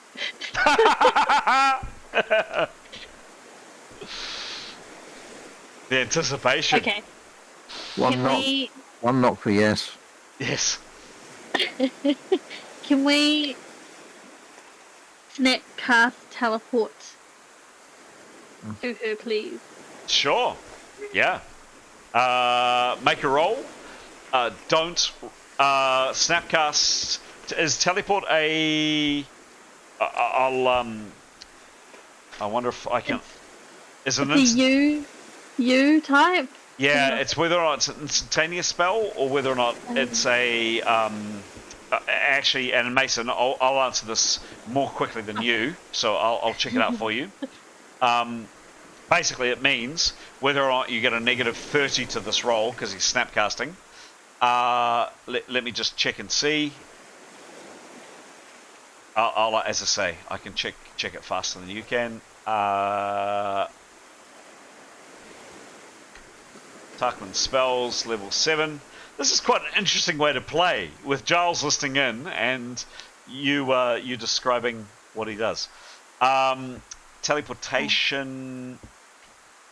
How far away am I? 30 feet. 30 foot. Yep. I can walk there.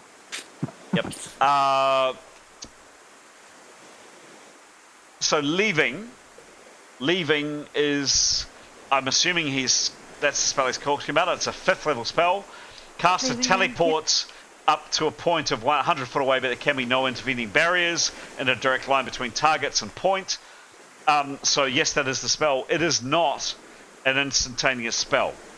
So I would like you, please, Tarquin or Tarquin's avatar, to roll the die, and Tarquin gets +7 to this roll, but it's negative 30 because he has not prepared it.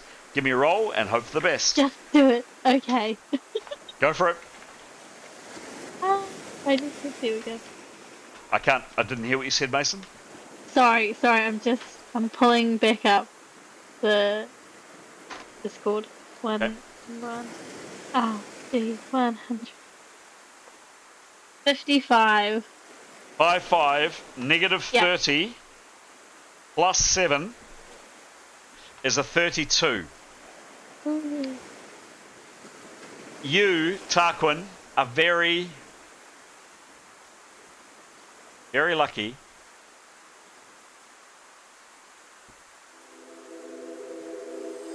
And the spell goes off. Yeah.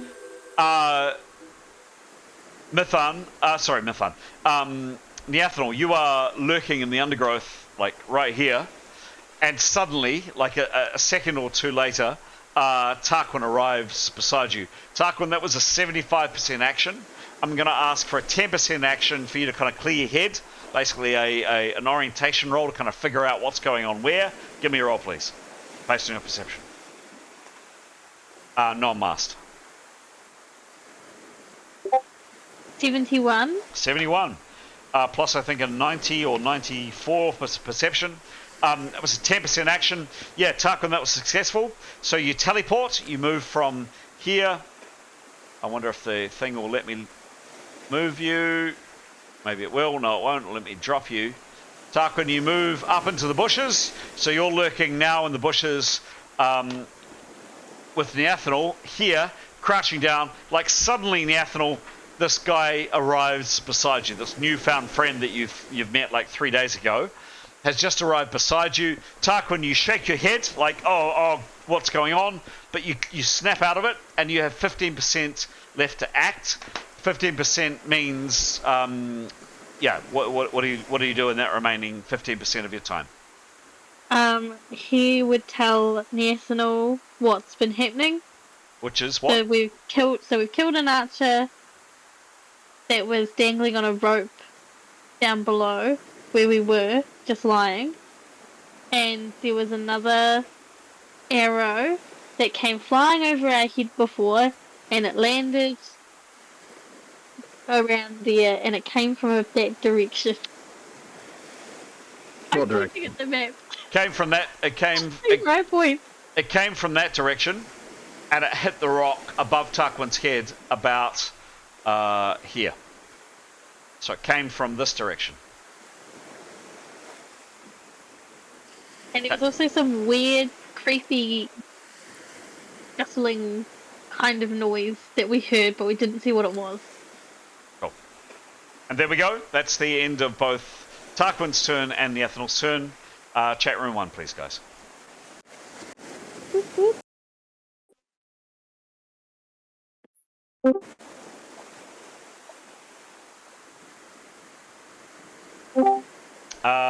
Severin. Yeah. So again, this is getting complicated, but never mind. Back in my box. I'm sorry? Back in my box. You and Mithan. Yes, because... No, I'm not going to do that, because I was trying to contain information that only you guys knew, and you're playing other characters. So your characters are here. What do you do? Mithan and Severin. And it's going to slow down. Matt. Oh, sorry. Thank you, Pete. Did I go too quick? There you go. So other characters don't know this, please. But you guys are standing, there. So are we not going into chat room 1? Not. I just to slow. It's going to slow down the game too much. We'll keep you guys here. Yep. All right. It is Severin's go, is that right? Well, it's Mithan and Severin. They're walking, running at the same time. So describe, I guess, what they both do. I'm happy for you guys to kind of describe together. Well, I think we've established that we're in have we passed by this area? But no, we must have. Right. We just haven't gone into the lean-to thing yet. Correct. So I think we continue at our fast pace on the ground we know is clear, and then from there we check really carefully for traps. Okay, so you move to here. Up until there, you're pretty confident that the ground is clear. Who's checking for traps, please? Well, I think we both would. I don't have a skill, so it'd be half perception. I guess... from where we are, can we see out onto the ledge? You can see kind of out this way a little bit. Yeah, out here a little bit. Okay. Well, I guess we'd probably use what we've got, our bows, I guess, just to sort of test the ground in front of us to help search. Cool. Right. And then sort of edge forward and get ready, therefore, before we sort of turn. We have a rough idea where we're going, obviously. Before we sort of turn the corner on the path, we'll have arrows notched. Would that be right, Pete? Sounds good to me. Cool. So 2 perception rolls for you both, please. So 48 for Mithan. 100 for Severin. Okay, we'll do 48 for Mithan. Bonus, please. Her full bonus is 83, but that's just perception. So 41. Yep. Okay. Cool. And Severin? 100. 100. Sorry, you said. Bonus, please. Half. His bonus is perception is 72, so half that is 36. Cool. And in terms of what you're trying, yeah, okay. So, Severin, as far as you're concerned, this area is just fine. It's fine. There's some kind of gnawed bones where you're assuming the dogs have been tethered up. There's a couple of broken bottles, as mentioned. There's the remains of an old fire. But, God, there's no threat here. Come on, Mithan. Come on. What are you talking about? And Severin's, he's got his bow on his string. He's about to head forward. It's like, come on, bring it on, bring it on, bring it on. He heard the horns before. Something's happening. Let's go. And Mithan just goes, stop. No. And Mithan, you are looking not immediately around inside this kind of little crevice, but rather, and the roll that you did extends kind of this whole area, but rather out onto the ledge. And I wonder if I've got an image to show it. See if I do.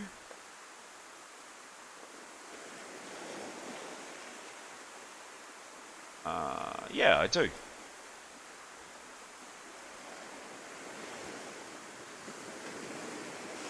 No, not there.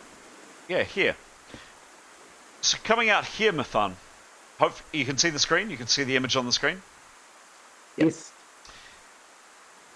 It's a very, very, very thin piece of wire that is attached to this end of that opening and that end of that opening. Really hard to see. Really hard to see. And in this rain, it's particularly hard. And it goes across that entryway. It shouldn't be there, according to Mithun. Severin, you were about to charge out. You couldn't see a thing. Mithun, you spot it. That was 30% action for you both. Mithun with the remaining, well, you both with the remaining 70% of your action. What do you do? I can't quite make out where we're emerging from, sorry. Okay. So here's the trees, or the covering. Yep.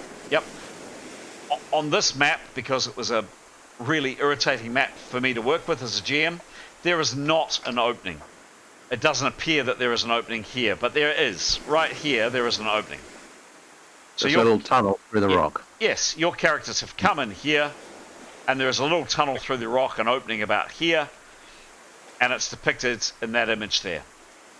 Does that make sense? Oh, I see. So that under those logs there, that's all open. Got you. Okay. Correct. And I can't see the thread, but I ask. Well, Mithun stops you and says, "Don't move." Okay, I don't move. So, yeah, she would point out the wire to Severin, and her three options. We either don't go out there, we set it off, or would it be feasible for us to? I don't think it would be. Our plan is to duck out of that ledge, take shots, and then duck back in. I think that the wire's right in the way of doing that. We wouldn't be able to sort of step over it as we were ducking in and out. You can always try. But that would be, what sort of manoeuvre would that be? Hard. Yeah. And it would be doing that each time we wanted to take a shot.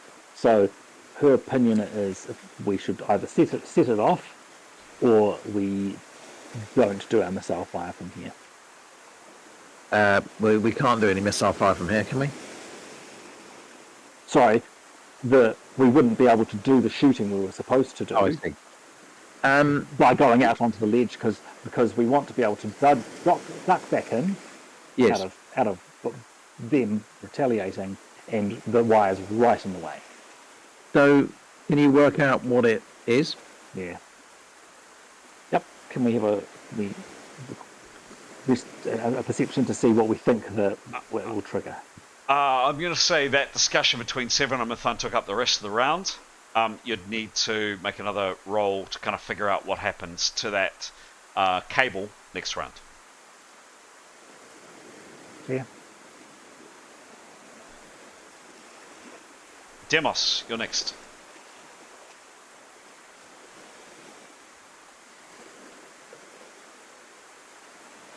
Hello, Demos.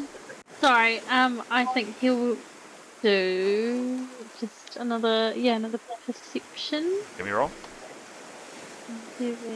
Roll.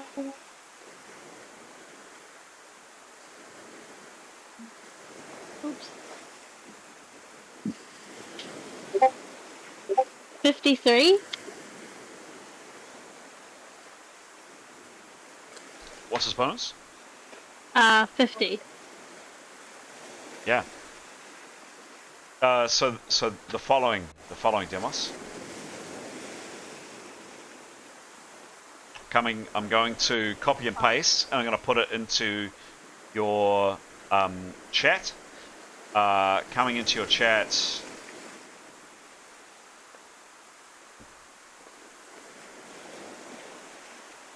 Coming. Coming.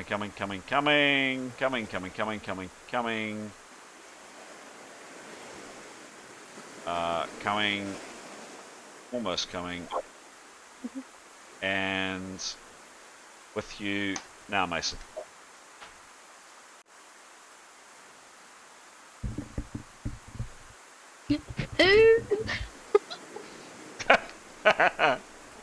He would. Oh, has he got enough action to tell the party? Yeah, sure. Yeah, that's cost him Just saying. 30%. Yeah. Yeah.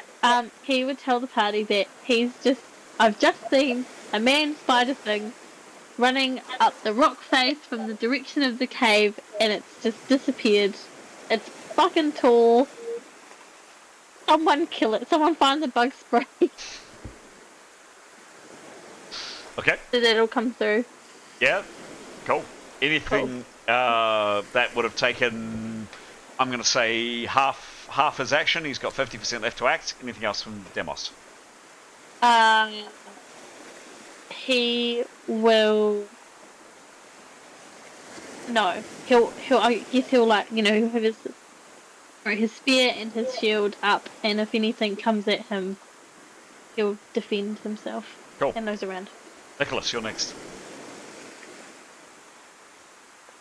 Nicholas is holding his action. He's expecting at some point to be attacking the people on the path once he sort of gets the cue from Tanya. Cool. So watching Tanya's direction. Speaking of Tanya, you've just heard these horns blow. You've peered, I'm generously, magnanimously, because I'm such a good-looking, charming, amazing, and incredibly modest GM that I am, and I am incredibly modest. I'm going to say that your character has peeked over the very edge and miraculously not been spotted. You have seen, based on the first horn blast, and then on the second horn blast that this person here made, that these three people are rapidly but cautiously, if that makes sense. They're moving as quickly as they can in the treacherous and wet conditions that they can down the cliff face. This guy here, this person here, will probably be gone in 1 or maybe 2 more rounds. Depending on how these guys go, there might be another 1 or 2 more rounds below them, past them, and then they'll duck out of your field of vision. What do you do? Attack. Okay, cool. You have 3 targets. There was one that was further back. I'll show you the targets, actually. Up on screen, they don't look like that. That's a cliff face. The person at the back is closest to you is this person here. So they're definitely closest to you. The next one along, the one that blew the horn, is this one here. And then the other one that's kind of moving alongside the hornblower is this person here. Who is your target? So, given that one's about to disappear, I think I'll go for the nearest one. Will I get a range bonus by going for that one?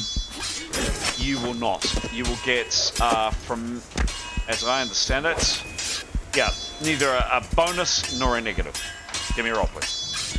I will give you surprise. 93. That's a good roll. And bow, she's using a +10 non-magic arrow. Okay. So with the bow and arrow added, that's plus 116. Cool. Unfortunately, this person has now turned around based on the horn blasts, so you don't get a back attack, but you do get surprise. That is and they have effectively no DB, minimal DB, because it's a wet and slippery path. They can't kind of dodge and weave.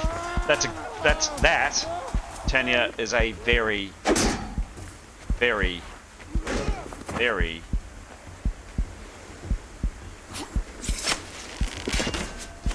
good bow shot. In fact, so good, it does overkill. Divided by 17. Just coming up. Just coming. It's a longbow, correct? Yeah. Oh.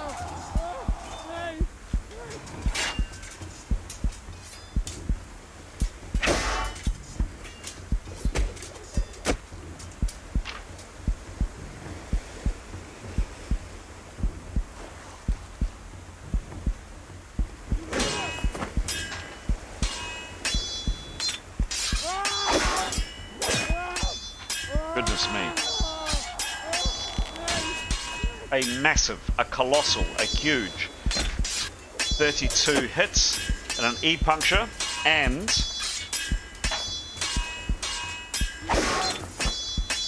a B puncture. Roll the E, please.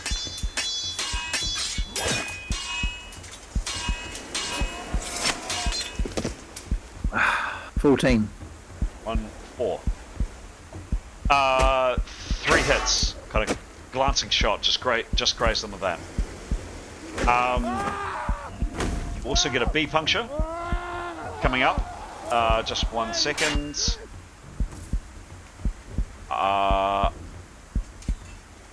Just coming. Please hold, please hold, please hold. Oops. And roll the crit. 28. Bugger! Glancing shot, another 2 hits. So it basically just grazes this person. They scream in pain and surprise, alarm. You've whacked them hard, but that's it. Next opportunity action, I believe, was Nicholas. Yes, please. He'll have the whistling attack, the second one in line from behind. So Sorry, Chris. Just to say, I would duck back down. Okay. Yes. So there were 3 people that I indicated. The first person who's about to disappear soonish is that person that Neathanel's just shot. The second person that blew the horn is this guy here. There is a third person on the ledge that looks like that, who's slightly behind the horn blower, this guy here. Who's your target, please? It's that guy there. That guy there, the horn blower? Mm-hmm. Cool. Lovely. Nicholas, attacking that guy there. Give me a roll, please. Woo! A 4. 4. Yes. I think this thing can fumble. Yeah, I think we decided it was the same as unarmed. Yep. It Cool. might be safe, but What was the attack? It was a grapple, correct? correct. I think that is a fumble, Pete, but let's find out. Coming.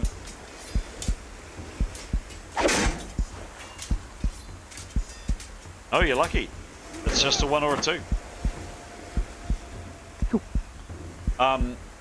For that, I'm going to give him a bit of DB, but not a lot of DB.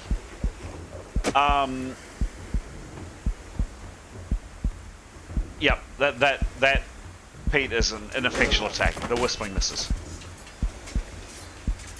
Ooh. Next up, that is the end of the round.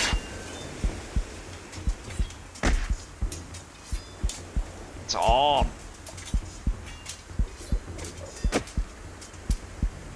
Rolling initiative. First person to act is Neathanel. I'm not going to go into taking you into chat rooms. The stage. Neathanel, what do you do, please? So, her intention, I mean, obviously, I know more now than Neathanel, but her intention was to suggest to get back to the party, just since she's heard something significant and sinister. So she will say to Tarkin, something's coming, I don't like it, let's get back, join forces with the party now. Okay. And again, this is a skill, being a role player to not metagame. You as the player knows more than your character, so you try to, as best you possibly can, act as your character does. So yeah, it's hard. So she says that, call that a 20% action or so. She's got 80% left to act. What does she do with the remaining 80%? She's going to retrace her steps. Cool. What speed? I think a jog. Jog? Give me a roll, please.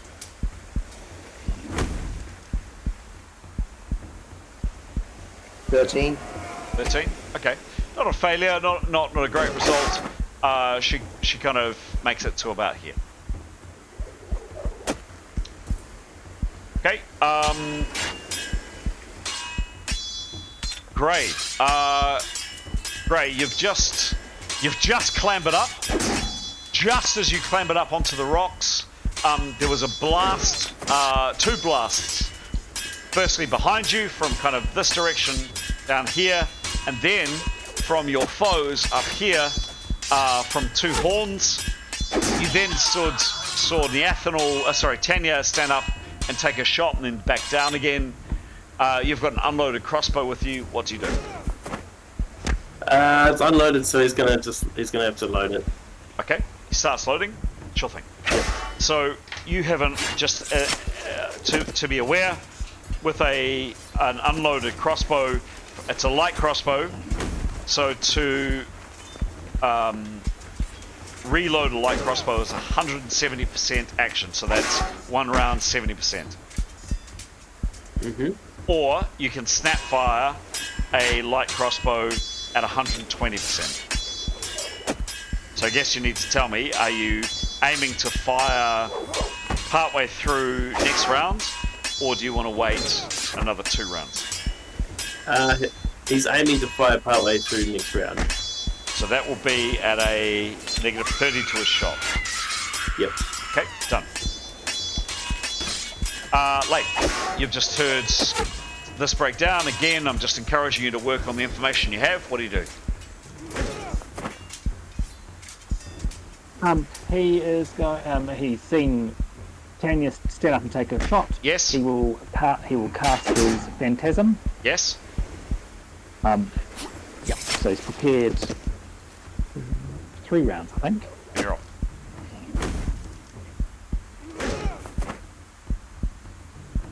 $51. 51 with 3 rounds preparation. The spell goes off. What happens? So his intention was to create a phantasm of someone who looks a bit like Neafanal, sort of skulky person with a bow, crouching somewhere on the rocks in front of Tanya. Like they're trying to hide a bit, but have not done a very good job of it. So she's on the rocks towards the path. Yeah. Got it. So in a tenable position, so not somewhere like ridiculous that they couldn't possibly get. He wanted to make it believable, but he's wanting them to be the one to take any return bow fire. Was his plan? Understood. Yep. So I tried. And they'll have a bow as well, so they'll be reloading their bow or looking, Got it. So I was trying to show it the arrow, but kind of around here, and got that description. Done. Thanks, Pete. Yeah, sort of as far in front of Tanya is plausible, because he doesn't want their return fire to hit her. Okay. It's a pretty crap space up there with her in grey, so there isn't a lot of room. But yeah, understood. Cool. That was a 75% action. What do you do with the remaining 25? He will take a snap perception. Cool. Give me a roll. Where's he looking? What's he doing? He is wanting to look down towards the cliffs. He's heard Demos and he's heard Haskell talk about stuff, and sounds like a nasty monster, but he wanted to look down that way. He'll also want to look out to sea with a quick glance if he possibly can. Okay, give me a roll, please. What's that roll? A 45. Cool. And his bonus? Is 51. Doesn't gain any more information, I'm afraid. Cool. All right, thank you.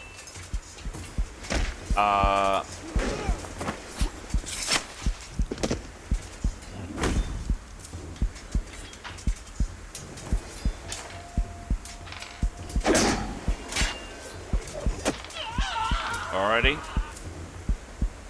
Jada.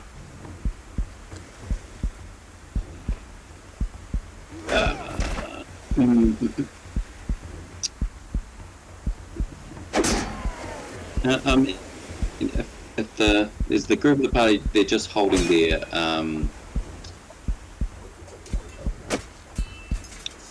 should do the same. There's not much point moving out of cover. Yeah. I think she'll just hold and just probably defensive action and just general percepting. Anything else? Cool. Etienne. Oh, unless give me a roll, please, Shadow. Sorry.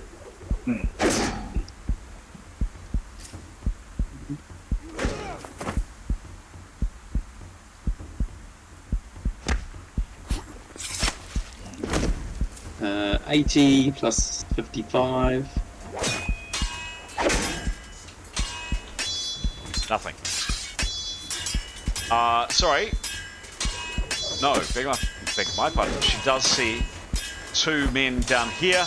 One of them is in the process of throwing a rope over the edge and is starting to climb down the rope. Sorry, your thing went all blurry. Couldn't. Okay, so she is here. Yep. She has seen two figures down here.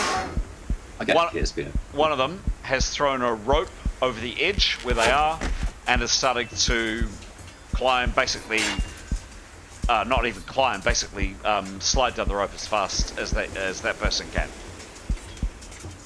Okay, so I guess if she's got any action left, she would just say to those around her, they know we're coming. Okay. They're fleeing. Cool. Done. Etienne. That's it. Thank you, Etienne. Alarmed by reports of big spider thing. Yep.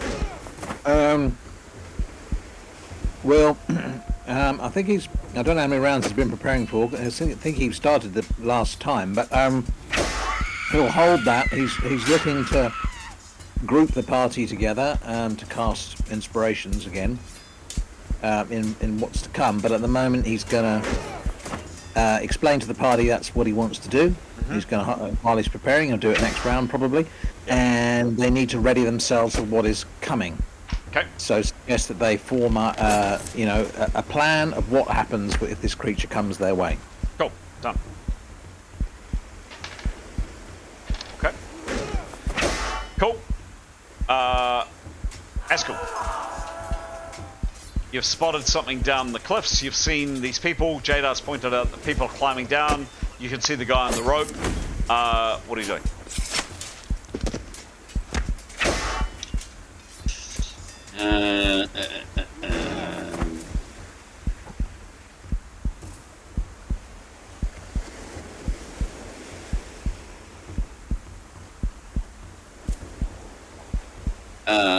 I guess everyone he's standing with knows what we've seen.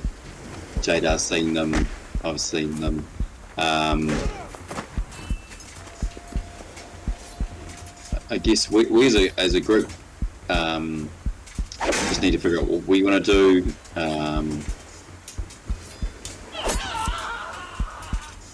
Yeah, all I can think is that little huddle there. Maybe a quick discussion of what are we going to do. Okay. So Askel starts, perhaps very sensibly, starts saying what happens next. Okay, cool. All right. Those staring down the cliff see the second figure throw a rope over the edge of the cliff and start going down at speed. Oh, yep, good. Okay, Keros. Hello. So has she seen? She's aware, or? Yeah, I think by this stage, enough people have been saying, "Look down there," and you guys look down there. So I'm not going to ask for perception rolls. Enough people have kind of spotted stuff, and you can make out, you know, way down here, some figures.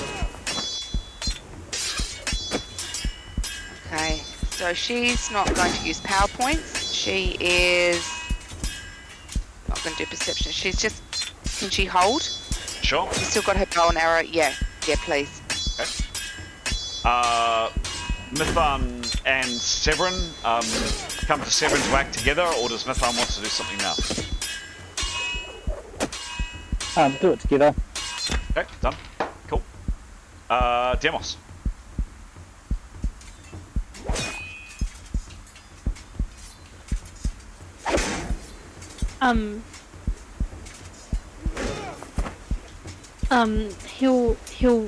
He'll wait to be told what to do. Okay. Cool. And where to shoot, where to fire. Yeah. Cool. Tarquin, you did a fantastic jump last round. You've landed next to Nyathal here. She has then moved at pace. She's not sprinting, but she's jogging, and she's run up from behind you. She said, "Hey, let's get moving." Tarquin, what are you doing, please?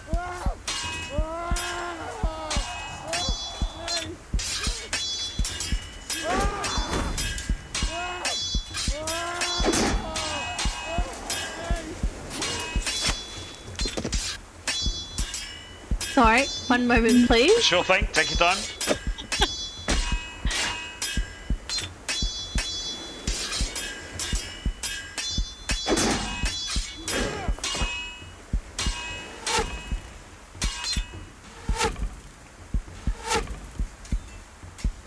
Can Tarquin see the people on the rope or near in that direction where the arrow came from? No, I'm gonna say probably not. You can see on the map. You can see Mason. Giles can't. There is a massive slab of rock in between. Okay. These were the people that were down the way. They could see Tarquin here, where the cursor is. Where Tarquin has moved up, no, well and truly, he can't see a thing. Oh, okay, he can't see a thing. Alright, he'll follow Nyathal then. Cool, give me a roll, please, for his running. Or jogging. Basically just no failures is what I'm interested in.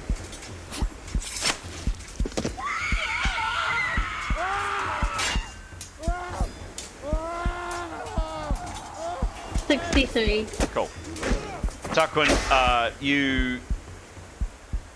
Oops, where'd you go? There he goes. He's in the rock. Tarquin, you get up from your position and you join your companion Nyathal, not sprinting, not running, bow in hand, around the corner. The last thing you hear, however, before you go is the following.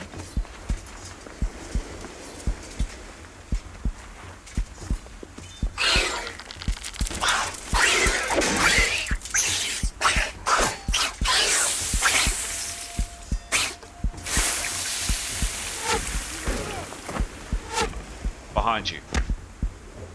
That's the end of your turn, Tarquin. Severin, you and Mithan are back here at this opening. Kind of act in tandem. Describe what you were both doing. I'm happy for you to kind of tag team on what happens. What do you reckon, Pete? I mean, I guess if we can't figure it out, what do we? If we can't figure out what this does, do we just step way back and trigger it? What do you think? I mean, unless you make a guess as to what it will do. Nah. I reckon set it off and run, or set it off from a distance. Yeah. So we get a branch and chuck it on. You know, branch from the forest and just chuck it on. Yeah. That's good. Okay. Yeah. Give me... Which of the two of you feels lucky? With what? Which of the two of you feels lucky? Me. Actually, Severin, you have a... What's your bonus for luck? Good. Yeah, I'm lucky. You are. Do you want me to read that out again? Yeah, please. Naturally lucky. He's charmed. 20% roll bonus in favour of times of happenstance. Okay. Can you roll a 20%? Can you roll a 1d8 and minus 20%? No. No, can you roll a 1d10 and minus 2 for the number of rounds that it takes you to find a branch? So shall I just roll 1d10. -2. 10 rounds to find a branch? Jeez. Perhaps it's going to take 10 rounds to find a branch. We don't do that. We just do something else. No, I'm not going to go collecting firewood. No. Well, aren't there bits in the fireplace? Sorry? The old branches in the fireplace? Nothing substantial enough. They're kind of. Oh, there's bones. There's the bones from the dog. Sure, but we'll describe what your plan is, guys.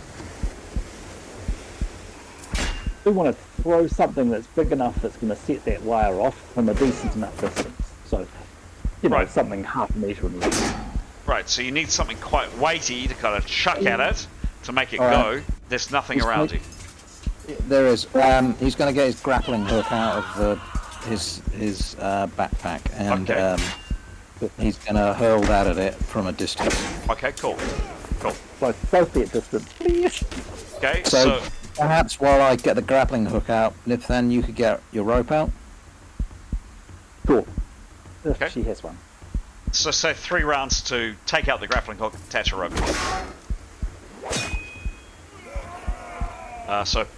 So for example,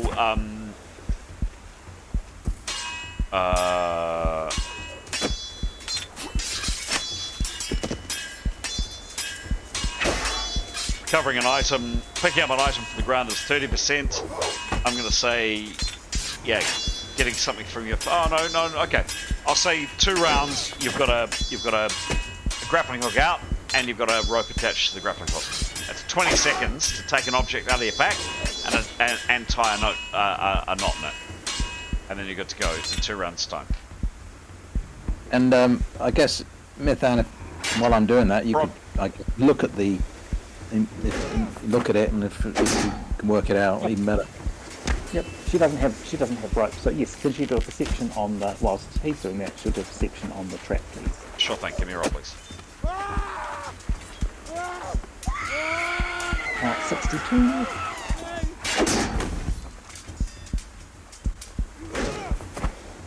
And a bonus. Half? So she does actually have a trap building skill, but that's only 18. So. Okay. Yep. No, that's it. Oh, so she'd rather use her perception, which would be 41. No, trap building skill is what it's about. She sees the ends of the wire at one end at least going up, but that's about all she can detect. She doesn't detect much more information than that. Okay. Cool. So 1 more round, and you'll have a grappling hook ready to go with a rope on it. Tanya.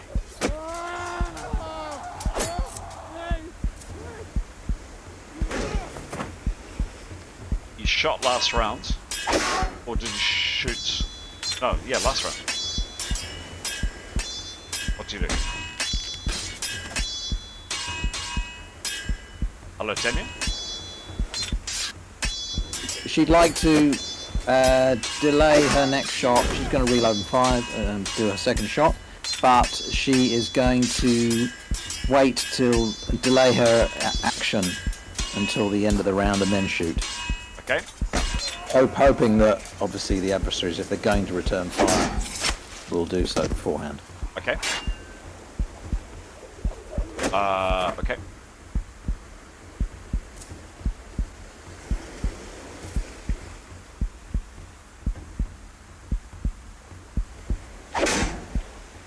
Nicholas, you're next. He'd like to attack again. Have either any of them moved? Yes. Yep. Substantially, actually. All 3 moved earlier on in the round, and all 3 have moved down. One more round, and this person is out of Tanya's view. Another 2 more rounds for this person and this person. Assuming they don't trip and fall and break their necks falling down the cliff. Okay, so was the one that Tanya hit hampered by the shot she did? Somewhat, yes. Well, no, he will have the thing attack that one. The one in the Tanya shot. That will be a move, an attack, so you have a penalty to that roll. Was up here, attack this guy, it's now moving down here, you'll have a negative to that roll. Cool. Can you roll? 99. Nice. Roll again. I'll give you a back attack for this too. 94. Hey! Nice one. 99 plus 94. Plus 90. Nice one. Small grapple. I'm not going to give you overkill with that. I think that would be overkill for a small grapple. That's 5 and a B. Give me a roll for the B.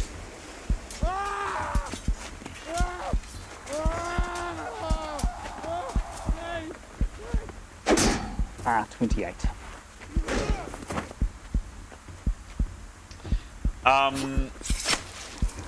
Yeah, kind of knock this person a bit.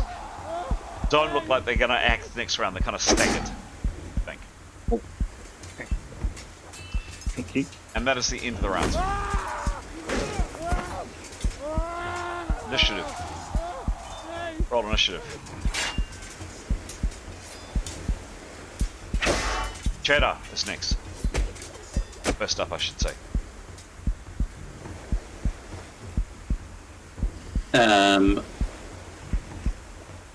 Yeah, I guess she's also wanting to see Astral is obviously wanting to have a conversation of what to do. Yep. Because they're stuck. Yeah, she can't do much, but I guess it's sorry, sorry, I'm really sorry. Going back to Tanya, Graham, you said that Tanya had held her action till the end of the round. Yes. I went past you. You can act. I'm really sorry, Jeddah. I'll come back to you. Okay. Yeah, she'll shoot. Okay. She. So who's the target? If she can hit the same one, she will. Okay. Yes, she can. Okay, shall I roll? Go, please. 61. 61. It's just been hit by a whistling. Doesn't get surprise on the attack. 116 on the attack. Yep. Okay. Solid. 18 and an E puncture. Roll the E crit, please. Right, Tanya, a little bit better this time, please. 67. 1 off. Better hit this round. Whack! There's kind of a solid, meaty kind of quite a horrible noise as the arrow smashes into this person's shoulder. All of you, or everybody in this immediate area, hears the scream, and is bleeding quite a lot. And I'm gonna say, with a much more considerable hit, I'm gonna ask this person at the end of their turn to make a maneuver, actually, to see if they keep their feet. You know, they're coming down the rock. It's slippery in the rain. It's an all or nothing maneuver. I'm going to say it's a medium maneuver. I'm going to roll it in the channel. Coming in, exclamation mark, space D100. I think they make their maneuver. That's not a roll. Oh, it's not. Sorry, Pete. It's not either. Okay. Exclamation mark R space D100. Good point, Pete. I missed the D. 68. 68 plus that. All right. Were they stunned? Yep, and I've taken that into consideration. Thanks, Pete. What's it gonna be? 70% chance that they keep their feet.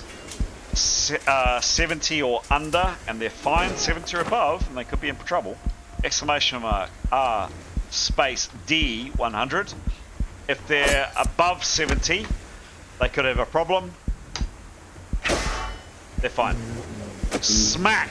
So the longbow arrow from Tanya smacks into this person. screams in pain, and yeah, they're not looking good and bleeding quite a lot. No other damage would record. Sorry, no other damage. No. That was the end of that round. Jada, sorry I interrupted you. You and Askell had been speaking about what to do next. What do you do? So who else is with us? Who else is with you? Leif is with you. Keros is with you. Askell is with you. Jada, Etienne, and Demos. And Victor the cat.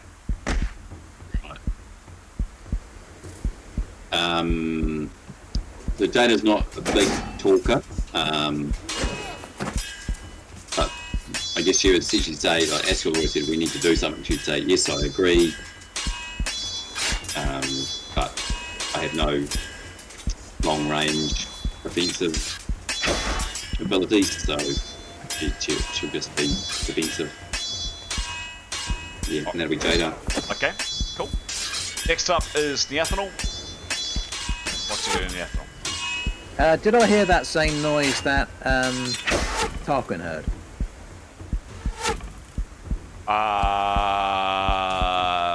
No. Okay. She'll keep running. Cool. Give me a roll, please.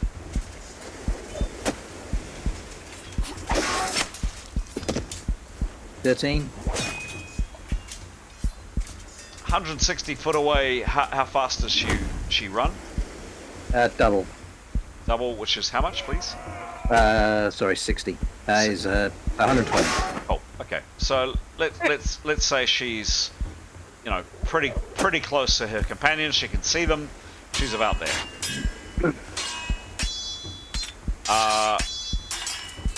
Cool. Askell.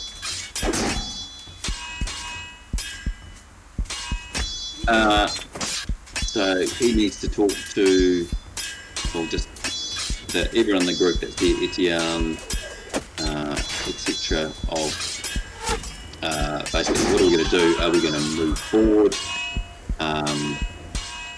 Who's got ranged attack? I don't think any of them have that. I think that's the reason we stayed back in the first place. Okay. So, so rather than make it too stilted, anybody in that immediate group, so Demos, Keros, the others that I've just mentioned, rather than go around to your turn, unless you want to do something that will occupy your round this turn, do you want to answer and have a quick discussion with Askell, please, if you want to? For sure. Etienne would. Okay. Yeah. Yeah, Keros has obviously got some ranged attack. Can I suggest that we, group, we do our usual and kind of form the fighters form a wall, and spread out a little bit, so if the creature gets closer we can sort of group around it and attack it from different sides, but if one of us falls we're able to offer some support. And spread out on the flat area so that gives us some space. Just, inland a little bit more. Away from the cliff. And that the spell users go behind the wall, so, yeah. Yep, that sounds good. Leif will agree to that and be happy to be directed. Keros would like to go behind a wall.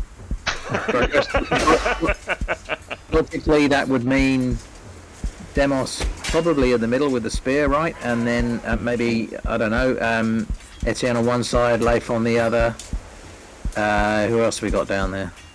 Askell, yeah, that's cool. Right, so we've got four of us who could line up on that top there.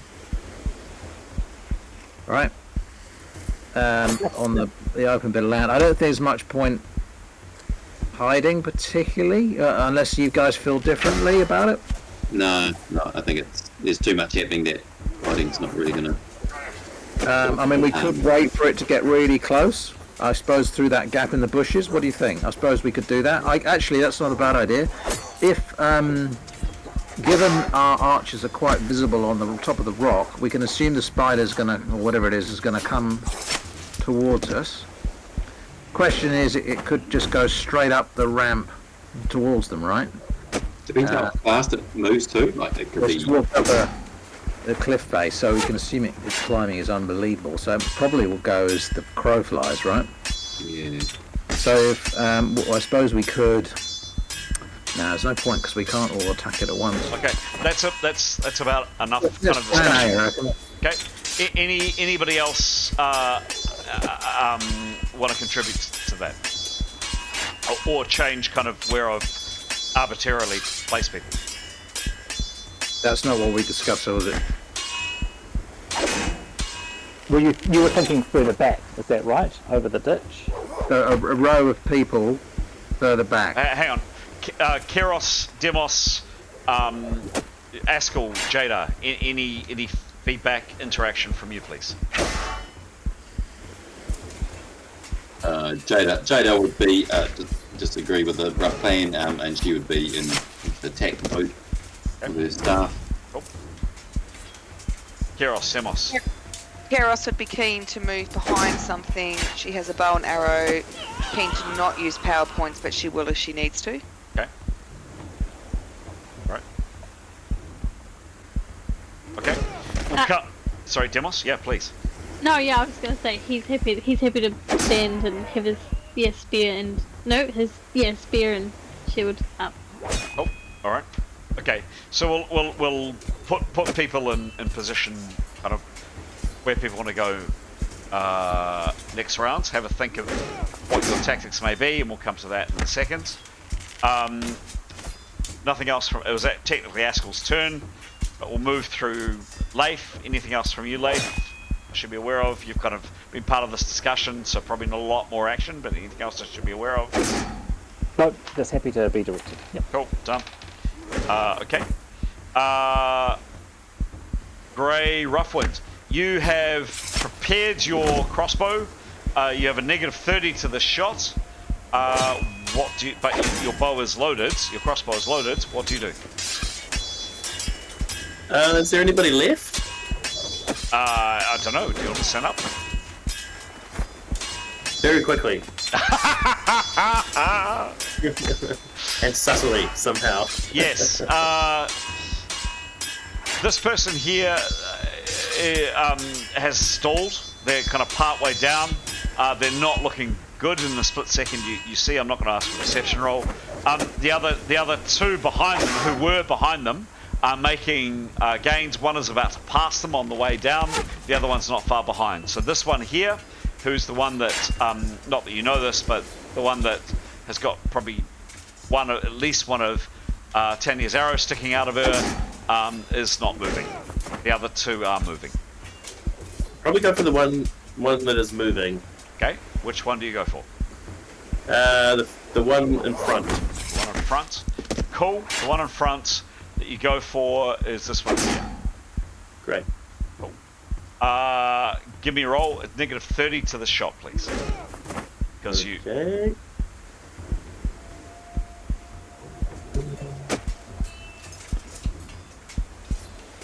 35. 35. I've got his crossbow as being 65, but I just want to check that. I might be a bit dated with that information. Where's crossbow? Where is the crossbow? My crossbow is 66. 66 is one off. There we go. This person gets a little bit of DB, but frankly, that hasty shot of pulling it together and firing, Grey, you launch the bolt, and there's kind of a whistle and a crack, and the crossbow bolt smashes on the rock close to this person's head. It doesn't hit them. Looks like she might fall though. She got fried. Did she? Yeah, definitely. Didn't know that. Etienne, anything, a bit of a freebie here, but anything in addition to kind of organising, discussing, chatting that you've just been doing? Yeah, I think, he'd be keen just to assemble, so that could be in next round. He's going to hold that inspirations thing. Yep. And when they assemble up there, he'll cast it.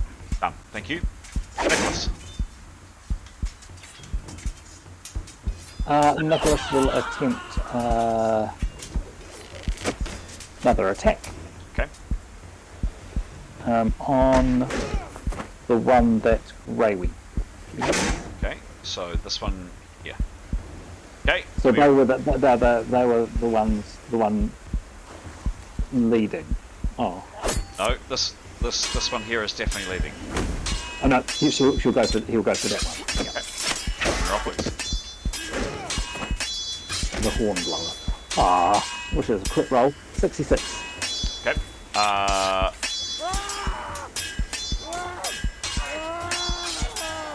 You're moving and attacking, so there's a penalty for that.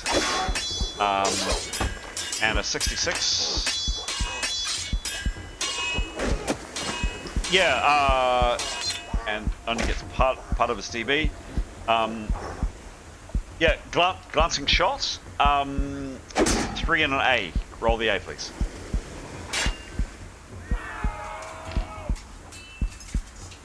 $44. Yeah, hit him in the lower back, kind of staggered a little bit, slows his pace, does keep moving, but definitely not at the speed he was moving before. No additional hits. Cool. Thanks. And then Nicholas will... no, he can't move. No, sorry. Cool. Keros, in addition to kind of moving, organising, arrow on string, etc., anything else in addition to that I should be aware of? No, but she will be prepared to drop it and cast if need be. Done. Cool. Tarquin, you've just seen Neathanol show a proverbial clean set of heels. She's here, you're back here. What are you doing, Tarquin? Can he turn and do like a quick perception to see if he can see where the noise came from? Yep. Okay. Cool. That's a negative 20 to this perception roll, but give me a roll, please. Okay. Because it's like a glance, basically. Yeah, it's like a neck craning. Yeah, that's it. Glance. Okay.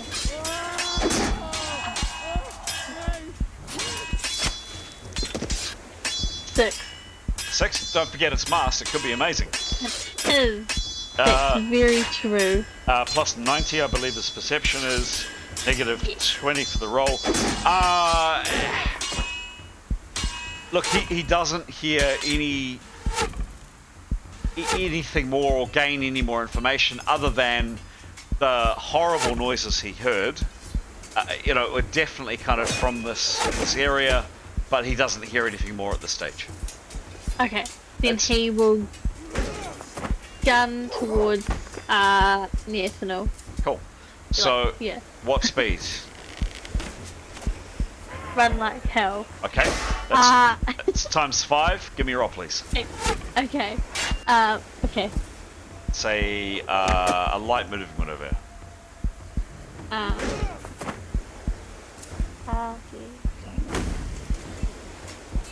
54. 54. What's his agility, please?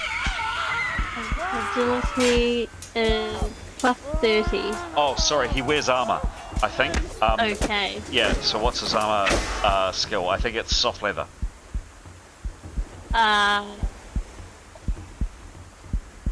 Reinforced leather coat. Yes. Is it the AT? Yes. No, it'll be the... sorry. Yep, the skill. Oh, the skill. My bad. One moment. That's alright. Soft leather plus 20. There you go. Cool. Cool. He can move up to double his pace this round. Was a good roll. I'm going to say he basically gains and gets slightly ahead of Tanya. Neathanol? Neathanol, beg my pardon. Yep. Cool. Severin, you're still doing grappling hook and rope stuff. Mithan, you were also doing grappling hook and rope stuff, I believe. If I'm wrong. Perception, another perception roll on the track. Yeah, sorry, that's you. as far as you know, you figured out as much information as you can possibly get. Cool. She'll just move away to where she needs to be then for when. Cool. Demos, other than moving into position, anything else you need to be doing, wanting to do, kind of a bit of a freebie? He'll do a perception. Yeah. Yep. Give me another roll.